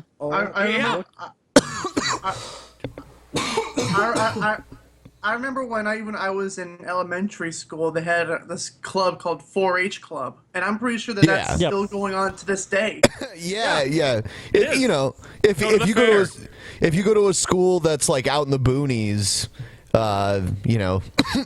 you'll see that a lot. Most like state fairs, if you go, like, we'll have like a livestock expo, and it's filled with fucking 4-H kids, just like it was when I was in 4-H as a kid. Yeah, so the idea that kids aren't in clubs no more because the state obliterated it, like, they did a pretty piss poor job of obliterating it. Yeah. Function in Massachusetts and in Illinois, in the area that they had been the greatest activists in, and that is adoption, because they had this odd belief that you give a child for adoption first to a healthy married man and woman. If they're not married, they didn't qualify for first choice. If it was two men, they didn't qualify for first choice. It's not anti-gay. They didn't qualify anymore. for Yes, it is. Anti-hetero. Yes, it is. My God. We've seen a clear bias. Gay, you don't get to do this. That's exactly what... Fucking moron. Yeah, it's not discriminatory against gays that automatically two gay men can't go in and adopt a child. Not at all.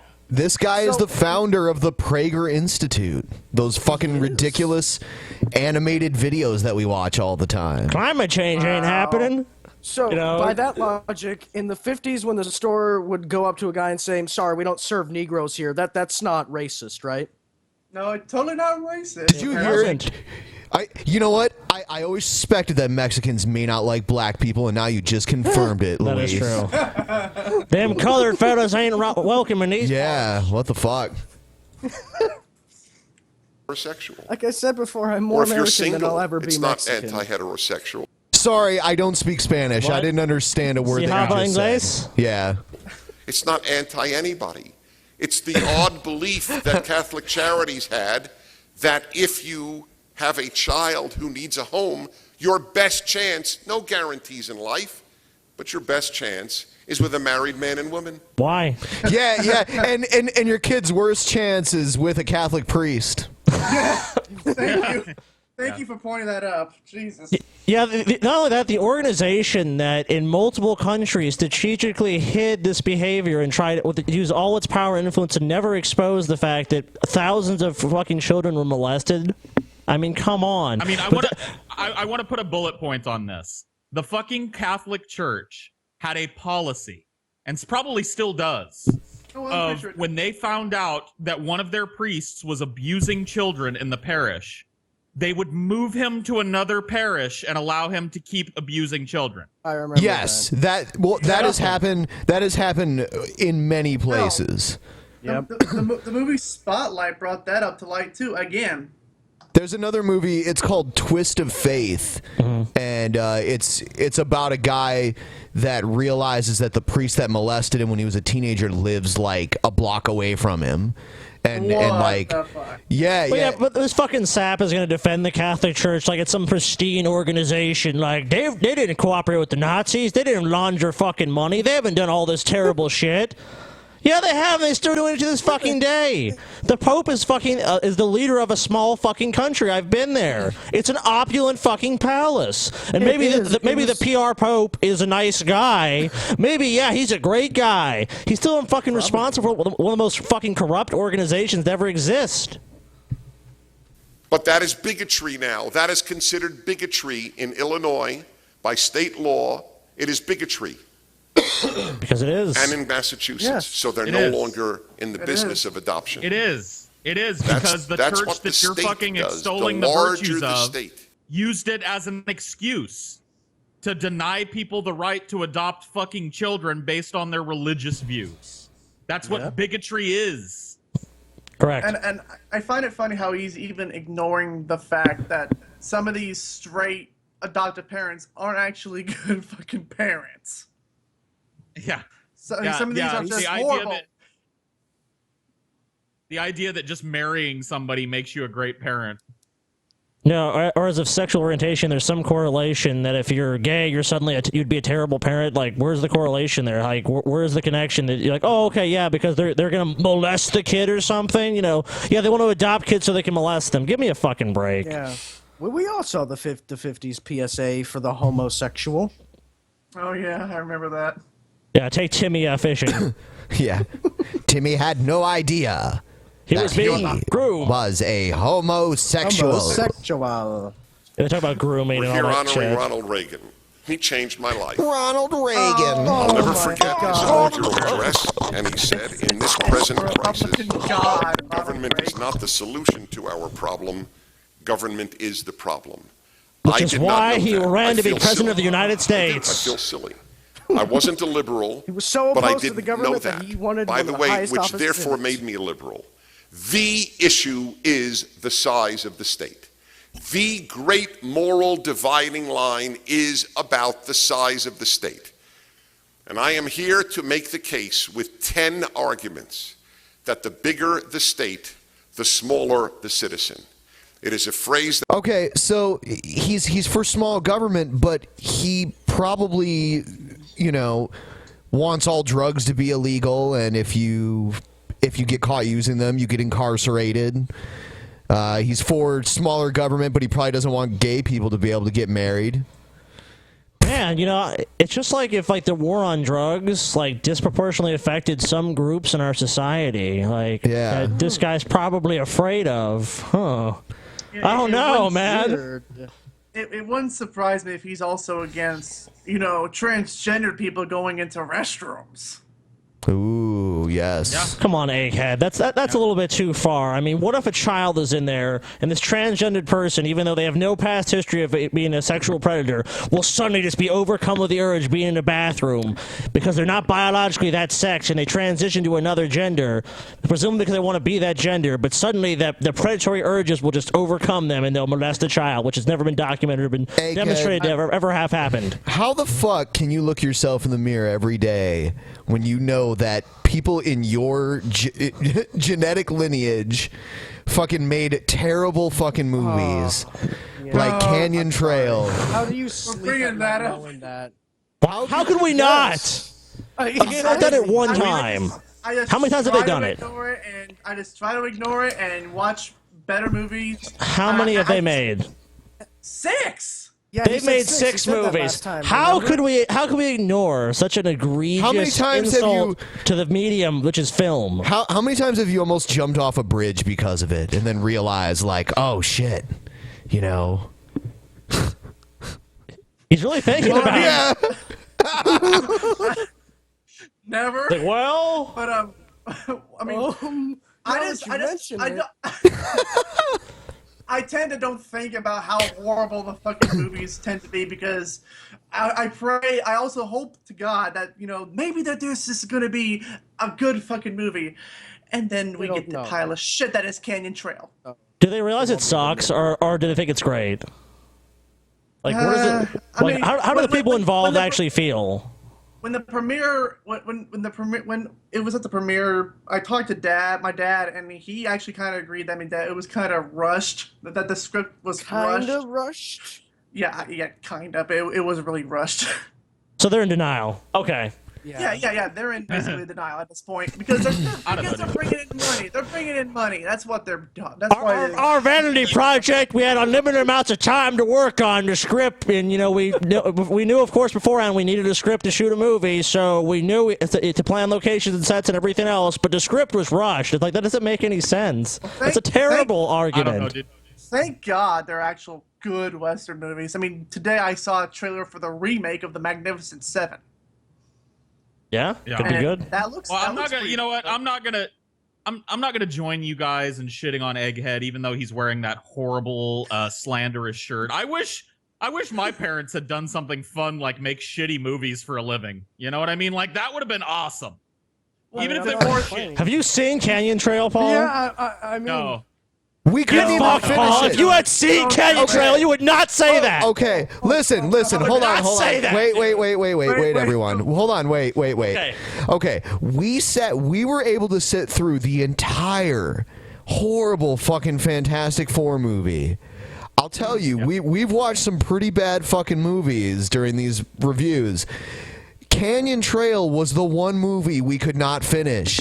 It had like 20 endings. It's one of the worst films you could see. He never stopped. Don't get me started on the 20 endings bullshit. Like when I honestly thought, like, are they trying to pull a Lord of the Rings type ending right here? Like, Jesus. Every minute subplot that had a second of screen time had to have a resolve at the end. Of course. How can you live with yourself? What you do. Paul, I'm going to send you the link to that if you haven't seen it. Paul, I'm sending you the fucking link. And and I'm going to ask you after you've seen it if you feel the same way. Because I guarantee you will not feel the same way. Scotty, I would like to watch that too, because honestly, You would like to watch that, you said. Yes, I would like to watch their reaction. You haven't seen it? No, I have not seen it. Okay, I'll send you the link too. Okay. A total aside, let's get back to this guy's nonsense. That I came up with, and we have bumper stickers with that phrase. It summarizes the conservative position, which is the American position. That doesn't mean we love America, they don't love America. None of that nonsense. Has nothing to do with love. There is such a thing as normative American values. A big state is not a normative American value. Why not? It is a European value. Says who? The left in this country wishes... Why is Dennis Prager the arbiter of what's normative and what isn't normative when it comes to fucking America? I don't know. Him the king? Who crowned him? Himself. You know, the funny thing is that let's even assume that's a true statement. We live in a seemingly free society. At least we like to think we do. I mean, if people want to have a more socialist government, they should be able to. If they don't, then they should also not have that. I mean, look, if 90% of people don't want that and they vote that way, then it won't happen. It's pretty clear in the country that it won't happen. And there's obviously a lot of people pushing back against that narrative. I mean, most people see Bernie Sanders as basically the second coming of communism. Like, oh, okay, we had the Red Scare, and now it's going to come back, and we're going to have communism, but now we're going to vote communism in. Stalin 2.0. Communism. Right, when he gets into office, the mustache will just grow on his face while he's giving the speech. That's pretty impressive, honestly. Black. Yeah, I'm gonna say if that happened, that would be pretty impressive. I mean, like, oh shit, the Soviet Union's back, but fuck. His face just morphs into Stalin's, and he's like, I am back. You disappoint me, Dmitri. Be Sweden. The right in this country does not wish to be Sweden. That's it. That's it. In a nutshell, that is the difference. We do not look to Western Europe as Sweden. a model. You should. But what must...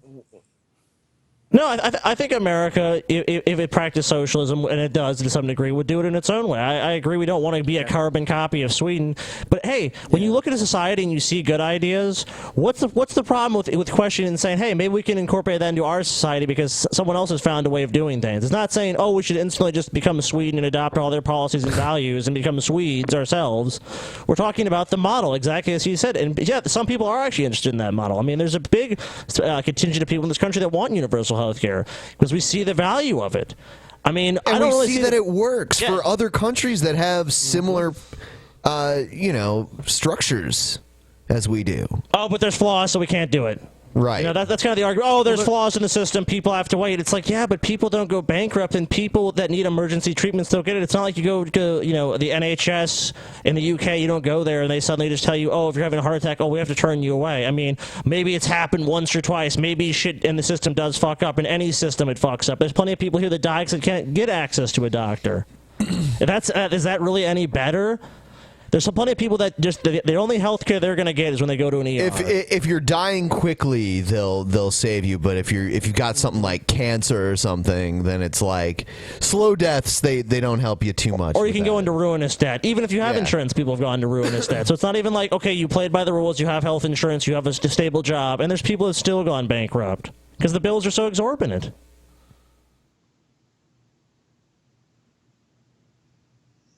I don't know, dude. I don't see anybody on the left. I don't see anybody on the left looking at Sweden and going, yeah, man, we need to just emulate that 100%. But when we look at Sweden and we see the happiness indexes being way higher than ours, job satisfaction rates being way higher than ours, people living longer, healthcare not being like coming down with cancer doesn't ruin you in Sweden. Why wouldn't we look at that and want to institute that here? Do we want to live in a country where getting cancer fucking ruins you? Do we want to live in a country where you can't get health care? These people do.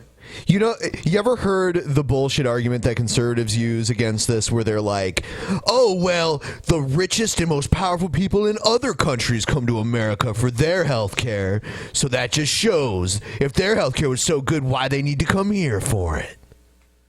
Yeah, the reason that happens, if that is true, is because you have to purchase your fucking health care here. Yeah, you can get great health care here if you're rich. Yeah, Paul, you want to know why? It's true. It is true. You want to know why? Because they can go to the front of the line. That is why. And if you're skip the fucking line. If you're poor, you're you know what, dude? My mom. Go ahead. Here's an anecdote. Anecdote from Paul. An anecdote. But my mom has fucking health insurance. She's kept health insurance her entire fucking life. She had whooping cough like 6 months ago. Wow. And hasn't stopped coughing. Damn. And she's waiting now for her fucking insurance to approve a fucking MRI so they can see if she's got a lung tumor or what the fuck. She's waiting. If she does have some kind of fucking lung cancer, this waiting that she's forced to do to wait for her fucking insurance to come around and let her fucking go get an MRI for this fucking mysterious cough that doesn't stop. A rich person doesn't have to wait. A rich person just gets to buy the MRI because they've got the 10 or 15 grand it costs. Yeah, whatever ends up costing. So of course rich people come here. Yeah, it's even like it's true for even like people who have like incurable diseases. Because like my own mother, she has a disease called Huntington's disease, and that's a disease that literally eats away the brain. Jesus. It's like ALS, only 10 times worse. And you said it's called Huntington disease? Huntington's disease. Huntington's disease. Wow, that's a bank out here, Huntington. Wow, but yeah, like it's, and what's worse, I, being her son, have a 50-50 chance of getting it. I think you have it. Oh, lovely. Oh, God. I'm just fucking with you, dude. Well, it's like perfect. Not only do I have a heart condition, I have a brain disease. That's oh my God, that sucks. You have a heart condition too? Yeah, dude. I was born with a hole in my heart. Oh God, that's fucking terrible. That would freak me out. Yeah, but luckily though, when I was like 4 months, I had open heart surgery, so they fixed me up. Yeah, but that's a horrible thing. We all have anecdotes, and we all have stories about this because no one really in this country has virtually not been touched by the healthcare system or knows someone at the very least if they've been fortunate enough to be healthy and never really have any major health issues. But that's so rare. If most people go through life and they're going to have a major health scare or event or something, or know someone very close to them that's going to have that happen. So it's not like the healthcare system, like having universal healthcare doesn't make sense. Everyone uses the healthcare system at some point, unless they're extremely poor. And then why shouldn't they not be able to use it? Isn't it better to have a healthy society than just basically say, oh, well, you're poor, so sorry, you just don't get anything? I mean, I really don't understand why people are opposed to it. And look, if you're talking about the cost, it's going to be more cost effective. Right now, we can't even negotiate the price of drugs. No, the insurance companies get to negotiate. Yeah, that's what I'm saying. But I mean, the government programs we have for seniors and for children, like you can't negotiate the price of drugs. We pay the highest drug costs in the world. Yep. At least we ain't communists. Let's see what it just proves that this country only gives a fuck about the rich people instead of just your everyday American. Well, the way it's structured, I like living in America. I like living in America where a $5 dose of Vicodin is $78.50. Yeah, man, America, man, we got those are the normative American values. Paying $78 supply and demand, for a pill Paul. that everybody else pays $1 for. Supply and demand, free market, Paul. You have that free market. All right, maybe we'll watch more of this video on a different episode. I think we'll move on. Maybe we should just move on to crazy people. Shit. Oh Lord, here we go.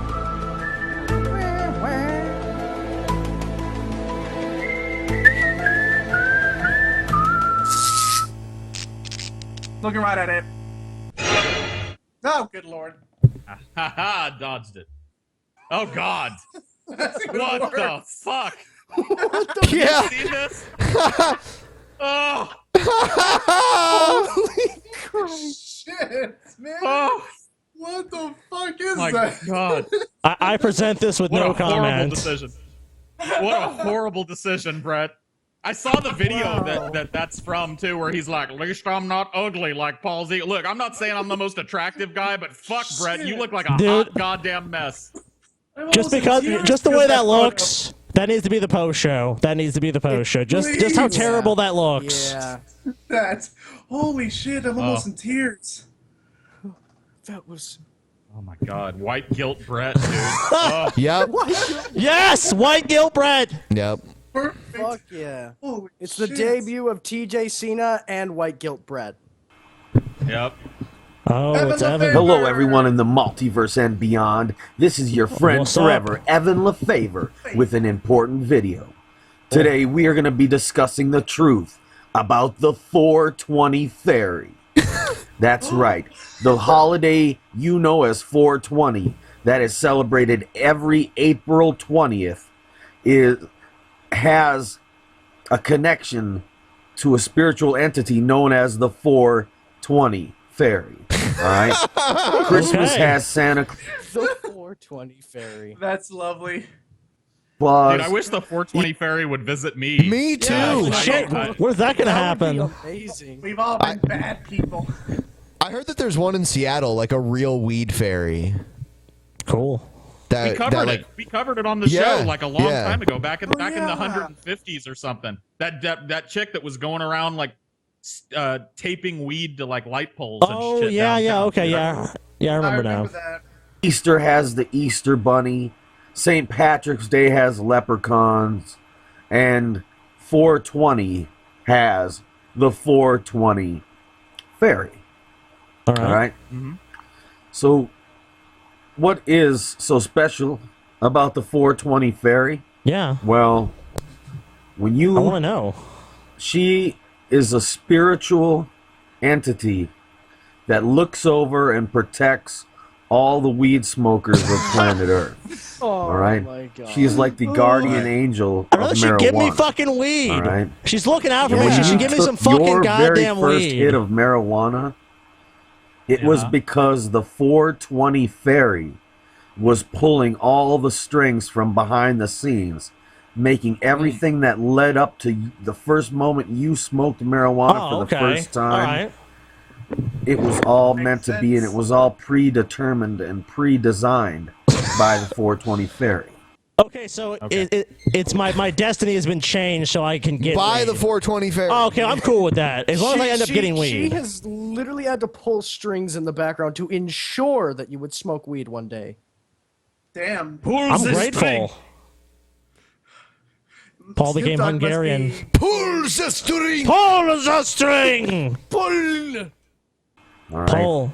The 420 Egghead, fairy there's no string, Egghead. is the one responsible for introducing you to smoking marijuana for the first time. Thank you, 420. 420 fairy, you got my back. Yeah. My entire life, I've thought that it was Morgan who offered me my first hit on a pipe. But was why do you offer that? responsible for my love of marijuana. Yeah, exactly. What put the seed in his mind? The 420 fairy. Yep. The There you go. 420 fairy. The day has come, Paul. In case you didn't know, that's what 420 is all about. 420 is the day where everyone around the globe celebrates the medicinal and recreational value of marijuana, cannabis, weed, hemp, and everything to do with it. I totally agree with this holiday, too. So it's not just a celebration of the fact that you can use marijuana recreationally to have a good time. It's also a celebration of the fact that it is one of the safest and most medicinal substances known to mankind. All right? So True that. if you don't know what 420 is, it is a day where everybody celebrates marijuana. Awesome. I do that every day, Hell though. yeah. So, I mean, it's not really a special day to me. I don't really care in the same sense a lot of people do, because, I mean, I just love weed, so I smoke it every day. It's all because of the fucking 420 fairy. I'm not denying that part of it. I'm just saying that I don't need a 420 because every day to me is 420. Sure, but it just now does happen to be 420. Yeah. 420 happens twice every day. Every day, 420 happens. Yeah, God but on 420, on the day 420, it also happens at midnight. That's the true. first. That's the first 420. Good lord, I just not realized this. In the year 2020, it's gonna be 420 for an entire month. Sweet. Yeah. Dude, that's awesome. Just a reminder, everyone, Drunken Peasants Meetup, May 5th, Columbus, Ohio, 16-bit bar and arcade. There's a link in the description to RSVP. Right now, we've got 168 people going. Today, Pimp Monk just told me he's going, and this feminist that's always on Pimp Monk's show, JJ Talks, is coming too. Yeah. JJ Talks with a Z. Well, everyone that's listening, you have to know it's also mandatory that you either have to give Paul Zigo, me, Ben, or TJ a hand job, even if you're male. Oh my. You know, I mean, and three of us are straight, but it's the fucking totally demand for putting on this event, so you better be ready to do it. Yeah, I if guess you're not I can, ready, get the fuck out. You're not welcome. I guess I can take a hand job from a guy. I'll just close my eyes. Close my eyes. Yeah, there you go. So, anyway, though, seriously, 168 people. I mean, come on. And there probably more will show up. Dude, Paul's got my back. We are being serious, aren't we, Paul? Yeah. Dude, my dick was sore after know the what? LA meetup. Dude, Yeah, I got I so think many mine hand too. jobs. I'll let you guys can split mine, and I'll like not be a part of it. All right, fine. So like Fair enough. any hand jobs directed towards me, you get to choose to either give Paul or Scotty an extra one. Okay, that's fair enough. Ever I'll thought take about? Ever thought about coming to Texas? I thought about it, and then I realized Texas is garbage. Aww. To be closer to Paul, though. I've been to Texas, but I don't have any plans to go anytime soon. But who knows? Yeah. Maybe. Who knows? You never know what the future will hold. True enough. Yeah, I mean, like most of the places, even here, including, we can smoke weed and not have to worry, But in Texas, with their draconian garbage, no. Yeah, that is true. I mean, look, Austin is a little bit of an oasis in Texas. It's largely sure. unenforced in Austin. Sure. But yeah, They're It's like a pretty safe lenient haven. about it. Yeah, it's like it's like living in Berlin, being surrounded by the fucking West Berlin. Yeah, Okay. living in West Berlin, being surrounded by East Germany. A little island surrounded. I don't know if it's. I mean, I don't know if Dallas is considered, hardcore conservative, because I know there are some definitely liberal areas. And lovely. Yeah, Not the I street think it that is. not the street that I live on. That's for damn sure. Dallas is I wouldn't stop to piss in Dallas if I were driving through. Paul, sir, are you in? I'm sure you're probably in red country right now. I've only been to the airport. Yeah. And San Antonio is a little bit. San Antonio is weird. San Antonio is a big mix. Like, there's a lot of liberals here, a lot of conservatives. We're so close to Austin that a lot of the liberal bleed over happens. But to go anywhere other than San Antonio or Austin in Texas is a pretty big no-go for me.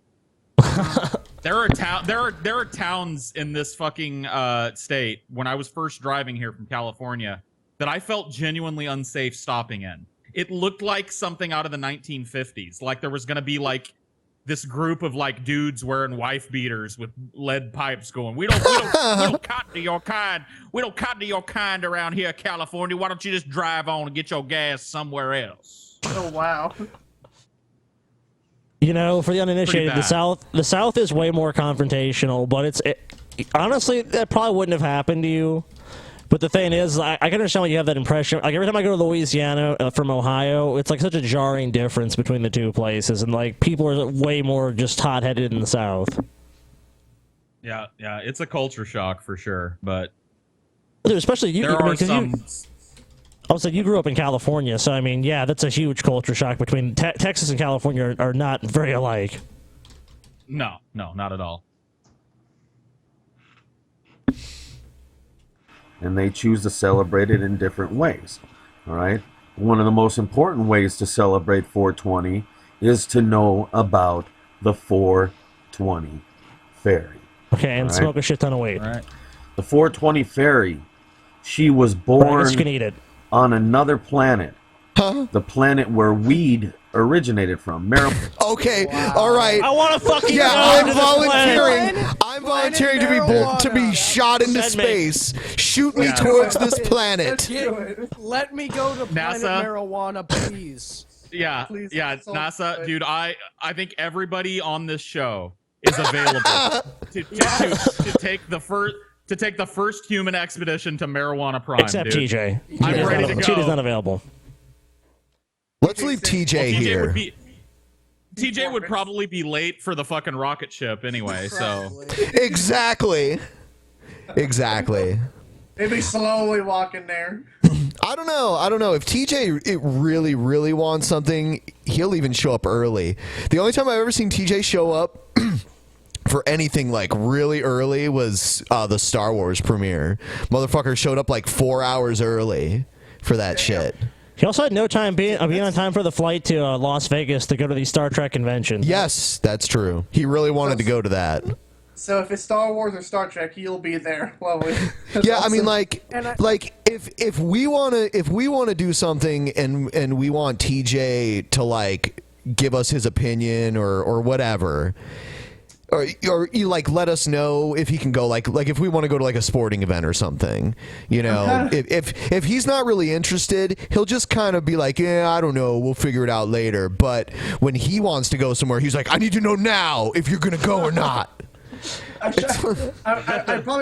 probably regret saying this, but I have a Star Trek Into Darkness poster right on my wall over there. Garbage. Yeah, I know. Garbage. I knew you were gonna say that. That reminds me of the time when you were in Europe and TJ like booked it to get some cigarettes. I think you said. In Amsterdam. Oh no, we went on this endless fucking walk, this endless journey to fucking find TJ cigarettes, and we finally did after like 30 minutes, and it was just terrible, and it was just so aimless and pointless. It was like a group of 30 people going to get TJ cigarettes. Right. It's garbage. Fucking TJ. I mean, like, we were walking a lot, Like, I had big-ass blisters on my feet and everything from so much fucking walking. So you want to talk about planning? Okay, I spent hours planning the European trip. Like, me and Ben were like, okay, go here, do this. Yeah. Every time, TJ, don't you want to make some plans? Oh, I don't really care. We get there every day. I don't don't necessarily want to do this. Like, well, you didn't fucking plan anything, you idiot. Did you expect us to go to Europe and just be like, that looks fun? It's like, that's not how it fucking works, dude. If you don't make reservations and plan shit out, you're basically just going to be doing fuck all or waiting in a massive fucking line all day. It's true. I can empathize with DJ on that shit, though. I hate fucking planning. Oh, really, Paul? I'm surprised. Do tell. TJ's right. Do tell. TJ's right. TJ great. Whatever. Man, Paul.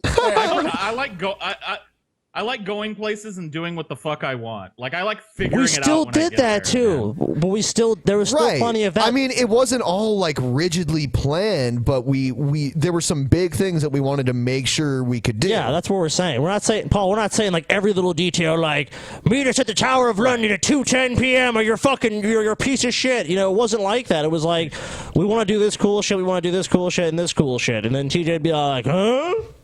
Like out of sorts that he had to be somewhere on time. Like, gotta get on the train, TJ. Huh? You know, just kind of shit like that. Like, zoinks. You know, like I'm clueless. You know, it was fucking. That's how he was. An hour from now.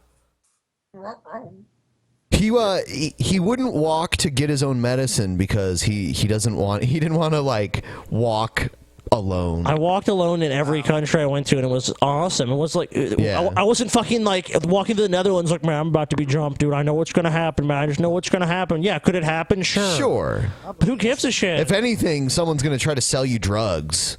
Oh, dude, I was offered so many drugs. Sniff cocaine. Yeah, that was the best one. Sniff cocaine. Dude, the dude was like, I was just walking around, basically just like stoned out of my mind, just like, whoa. And then this dude just sees me stoned out of my mind. He's sitting on this like stoop and he's like, sniff cocaine.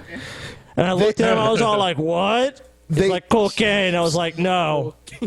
They like, it's funny because they don't make eye contact with you and they almost pretend like they're not talking to you. And I guess they could do that to like deny it if you're like an undercover cop, like, what? I wasn't talking to you. But yeah, they'll like be like looking at the wall and they'll be like, got some cocaine, like that kind of shit. Yeah, that's how it works, dude. And it's late at night when like most of the stuff is closed, you know. When the crazies come out. Especially there. I mean, because the only thing that's open are hookers and windows and people on the street selling drugs. And that's pretty much it. So, yeah, I guess you're right. At night, the crazies come out. Oh, the sex shows are open, too. Oh, yeah. I mean, it is a pretty... Dude, it's an awesomely fun place. Yeah. I was so fucking high the entire time. We were just talking the other day about how we need to go back. Yeah. And spend more time. If for whatever reason the Drunken Peasants do another European tour, and if I can afford to go with you guys, dude, we gotta go to fucking Amsterdam. I can't go to Europe and not see Amsterdam. Oh, there's no if about any of that. I can't go to Europe. That's all going to happen. I can't go to Europe and not go back to Amsterdam. Yeah, there's no fucking way. I'd like to see some other parts of the Netherlands too. I honestly just want to get a little fucking like hotel room somewhere within walking distance of some cool shit, and I just want to be on extremely fucking easy mushrooms and stoned for like 3 or 4 days, dude. Just straight. You will. For 3 days. It's weird. Like, even though Amsterdam's the largest city in the Netherlands, it's smaller than Columbus. Like, Columbus has like a larger population and more area. So it's more centralized, right? That's what I've heard about European cities, is that like even if they're big, they don't spread out like we do. Like they don't have like the urban fucking sprawl thing. Like they build up and they build in and they invest in the infrastructure of the center of town, right? I would say the difference I think you're kind of more alluding to is I'm not really sure about that, but in the U.S., a lot of like inner city places are very ghetto, where it's like that's basically where the ghetto is. In Europe, it's almost the exact opposite. It's more like the suburbs, or like more like the ghetto parts, and like the inner city places are the more fancy and expensive and desirable. Right. Because you're close to everything. If you're in the center of Paris, you can go to all these places. There's the metro. Like in London, it was crazy how good their subway system was. We never had a problem getting anywhere. Yeah, that was true for Paris too. Like London and Paris have amazing public transportation. Fucking Rome. Oh no! They have They have like I think it's like 2 subway lines. They keep trying to build a third, but every time they try to like make it go further, they like hit some like historical shit, and they have to stop building. But we fucking took the subway in Rome, and we were fucking literally like sardines in a Dude, it was like ass to balls. Like you're getting to know everyone around you. I'm getting to know a bunch of people around me. I'm getting to fucking know a fucking stroller which has been like jammed in like the side of my face. Yeah, and then that one dude, like, because our stop was coming up, but we were like literally in the fucking middle. Yeah. Wow. And well, yeah. So we were stuck in the middle, and all of a sudden, this old dude just like comes out of nowhere, like screaming at them in Italian, and he fucking just bulldozes through all these people and creates a path for us. And then he says something to us in Italian. I did not fucking understand. We don't know. We don't speak Italian. But it was basically like, "What the fuck, man?" Yeah. Like he was like basically like that was bullshit. Is what he said in so many words. Every country I went to was great in just different ways. I know there's going to be some shit about Europe that I fucking hate. Like, I hate crowds. I would hate being crammed into a fucking... You know what you're going to hate? I get... What? I'll tell you, I can tell you the first thing you're going to hate. You're going to hate European bathrooms real fucking bad because you're a bigger guy. You're Except for in Italy, because they have the bidets, you can actually wash your ass after you take a shit. I'll tell you what, it's a beautiful luxury. I don't know why we use dry toilet paper when we could literally just bathe our asses after we take a shit. We're so fucking dumb. Yeah. And the lack of elevators is going to be a problem for me. Air conditioning. Like, it's good to go to Europe air in conditioning. Yeah, it's good to go to, especially if you're going to somewhere like Italy or Greece, like where it gets warm. Like air conditioning is not a common thing everywhere there, so it's good. It's best to go in like the spring. You know.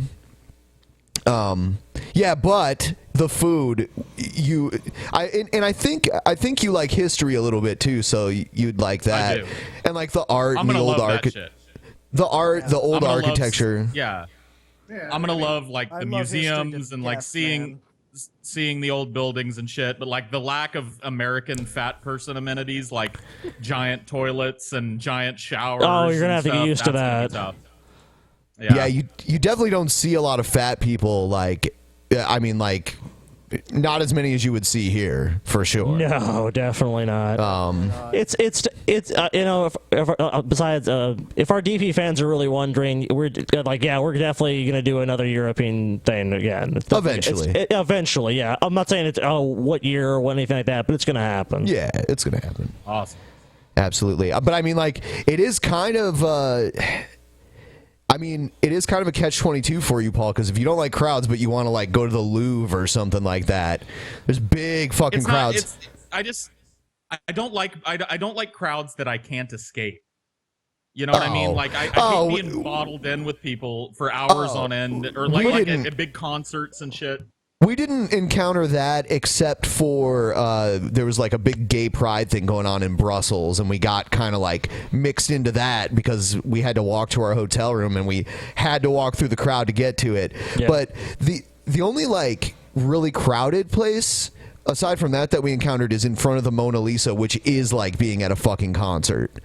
There's there's a crowd of people. They're all trying to like get ahead of one another, and then at the front there's like a barricade with a security guard standing behind it, and sometimes people get overwhelmed and the security guard has to pull them over the wall and escort them around the corner. So it is like a fucking concert. To be honest with you, there's so much great art there. Like, anyone that's going to really jostle and waste their time looking at that, like, I did it for a few minutes, and I was like, oh, it's a nice painting. Kind of small. Yeah, kind of small. I can't remember what European country the Dali Museum is in, but there is a European Dali Museum that I would fucking love to go to. You know, is it Spain? I think so, because I think... there's actually a really good one in Florida, too, I believe. Even Amsterdam has a bunch of really good museums too. Oh yeah, because there's Rembrandt. What are you saying, Egghead? You piece of shit. Sorry, since TJ isn't here, I have to fill in abusing the Patreon guests. That's fine. Egghead, speak. Hurry up. Yeah. I was just wanting to know if you guys went to the Vatican and went to the Sistine Chapel. Yes. We went to Scotty and I went to the Vatican. That's where I was behind him, and we were walking by a tapestry of Jesus, and I went, "Hey, Scotty," and he turned and looked at me, and I went, "Jesus, man," and I pointed at the tapestry. That was in the Vatican. We snuck through a door that we weren't supposed to go through. Yeah, because Ben's like, Nice. when I went here on tour before, we just went right to St. Peter's Basilica, and we're like, fuck, it's so far we have to walk around this whole building to get to it. And then we went back to the Sistine Chapel, and we saw like tour exit only. So of course we just wait for a tour to come by, and we walk with them. No one stops us, and then we saved like basically an hour of our time. They are so fucking stupid because they let hundreds of people into the Sistine Chapel at a time. But you're not allowed to talk in there. It's like they're like they're like perpetually shushing people in there because it's like hundreds and hundreds of people all crammed into this room. I mean, it's a decent sized room, but it's just full of people, and you're gonna expect them not to talk. And they all speak different languages. There's like dozens of different languages being spoken in there. It's just so dumb. You're also not allowed to take pictures of it. I don't know if that's to protect the painting. If that's so, then I understand that rule. But the talking thing is stupid. They probably don't want flash photography. That's fine. That's fine. Damages the painting, then whatever. But the talking rule is dumb. I mean, the room overall is. See, I mean, there's so much cool shit. I mean, I'm an atheist, but even still, I like the shit they had in the Vatican, even though they censored some of the Roman shit. But whatever. And honestly, that's why we went to Rome too. It was mainly just the historical things you can see, and I mean, going to the Colosseum at night. It's just there's so much fucking cool shit that if you go to Europe, I mean, you can see. That's why I don't get the people that wouldn't go to Europe still. Like, oh, I'm worried about some Islamic terrorist. I mean, look, that's possible, but if it happens, it happens. We kind of had a technical glitch, and we've been doing the show for a while now.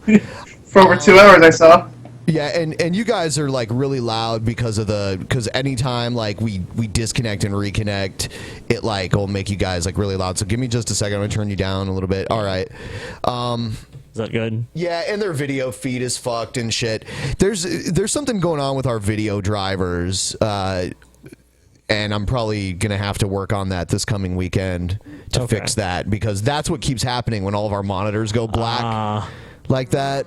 I mean, it worked for hours and hours and hours, and all of a sudden it just decides it wants to stop for no apparent reason. Of course. So I think we're going to wrap it up. I don't know if we're going to do a post show. If we're having issues, then I don't know. Yeah, and plus, I like to have TJ here, He is the other fucking host, Well, she's a piece of shit, so. All right, so we're going to wrap it up, guys.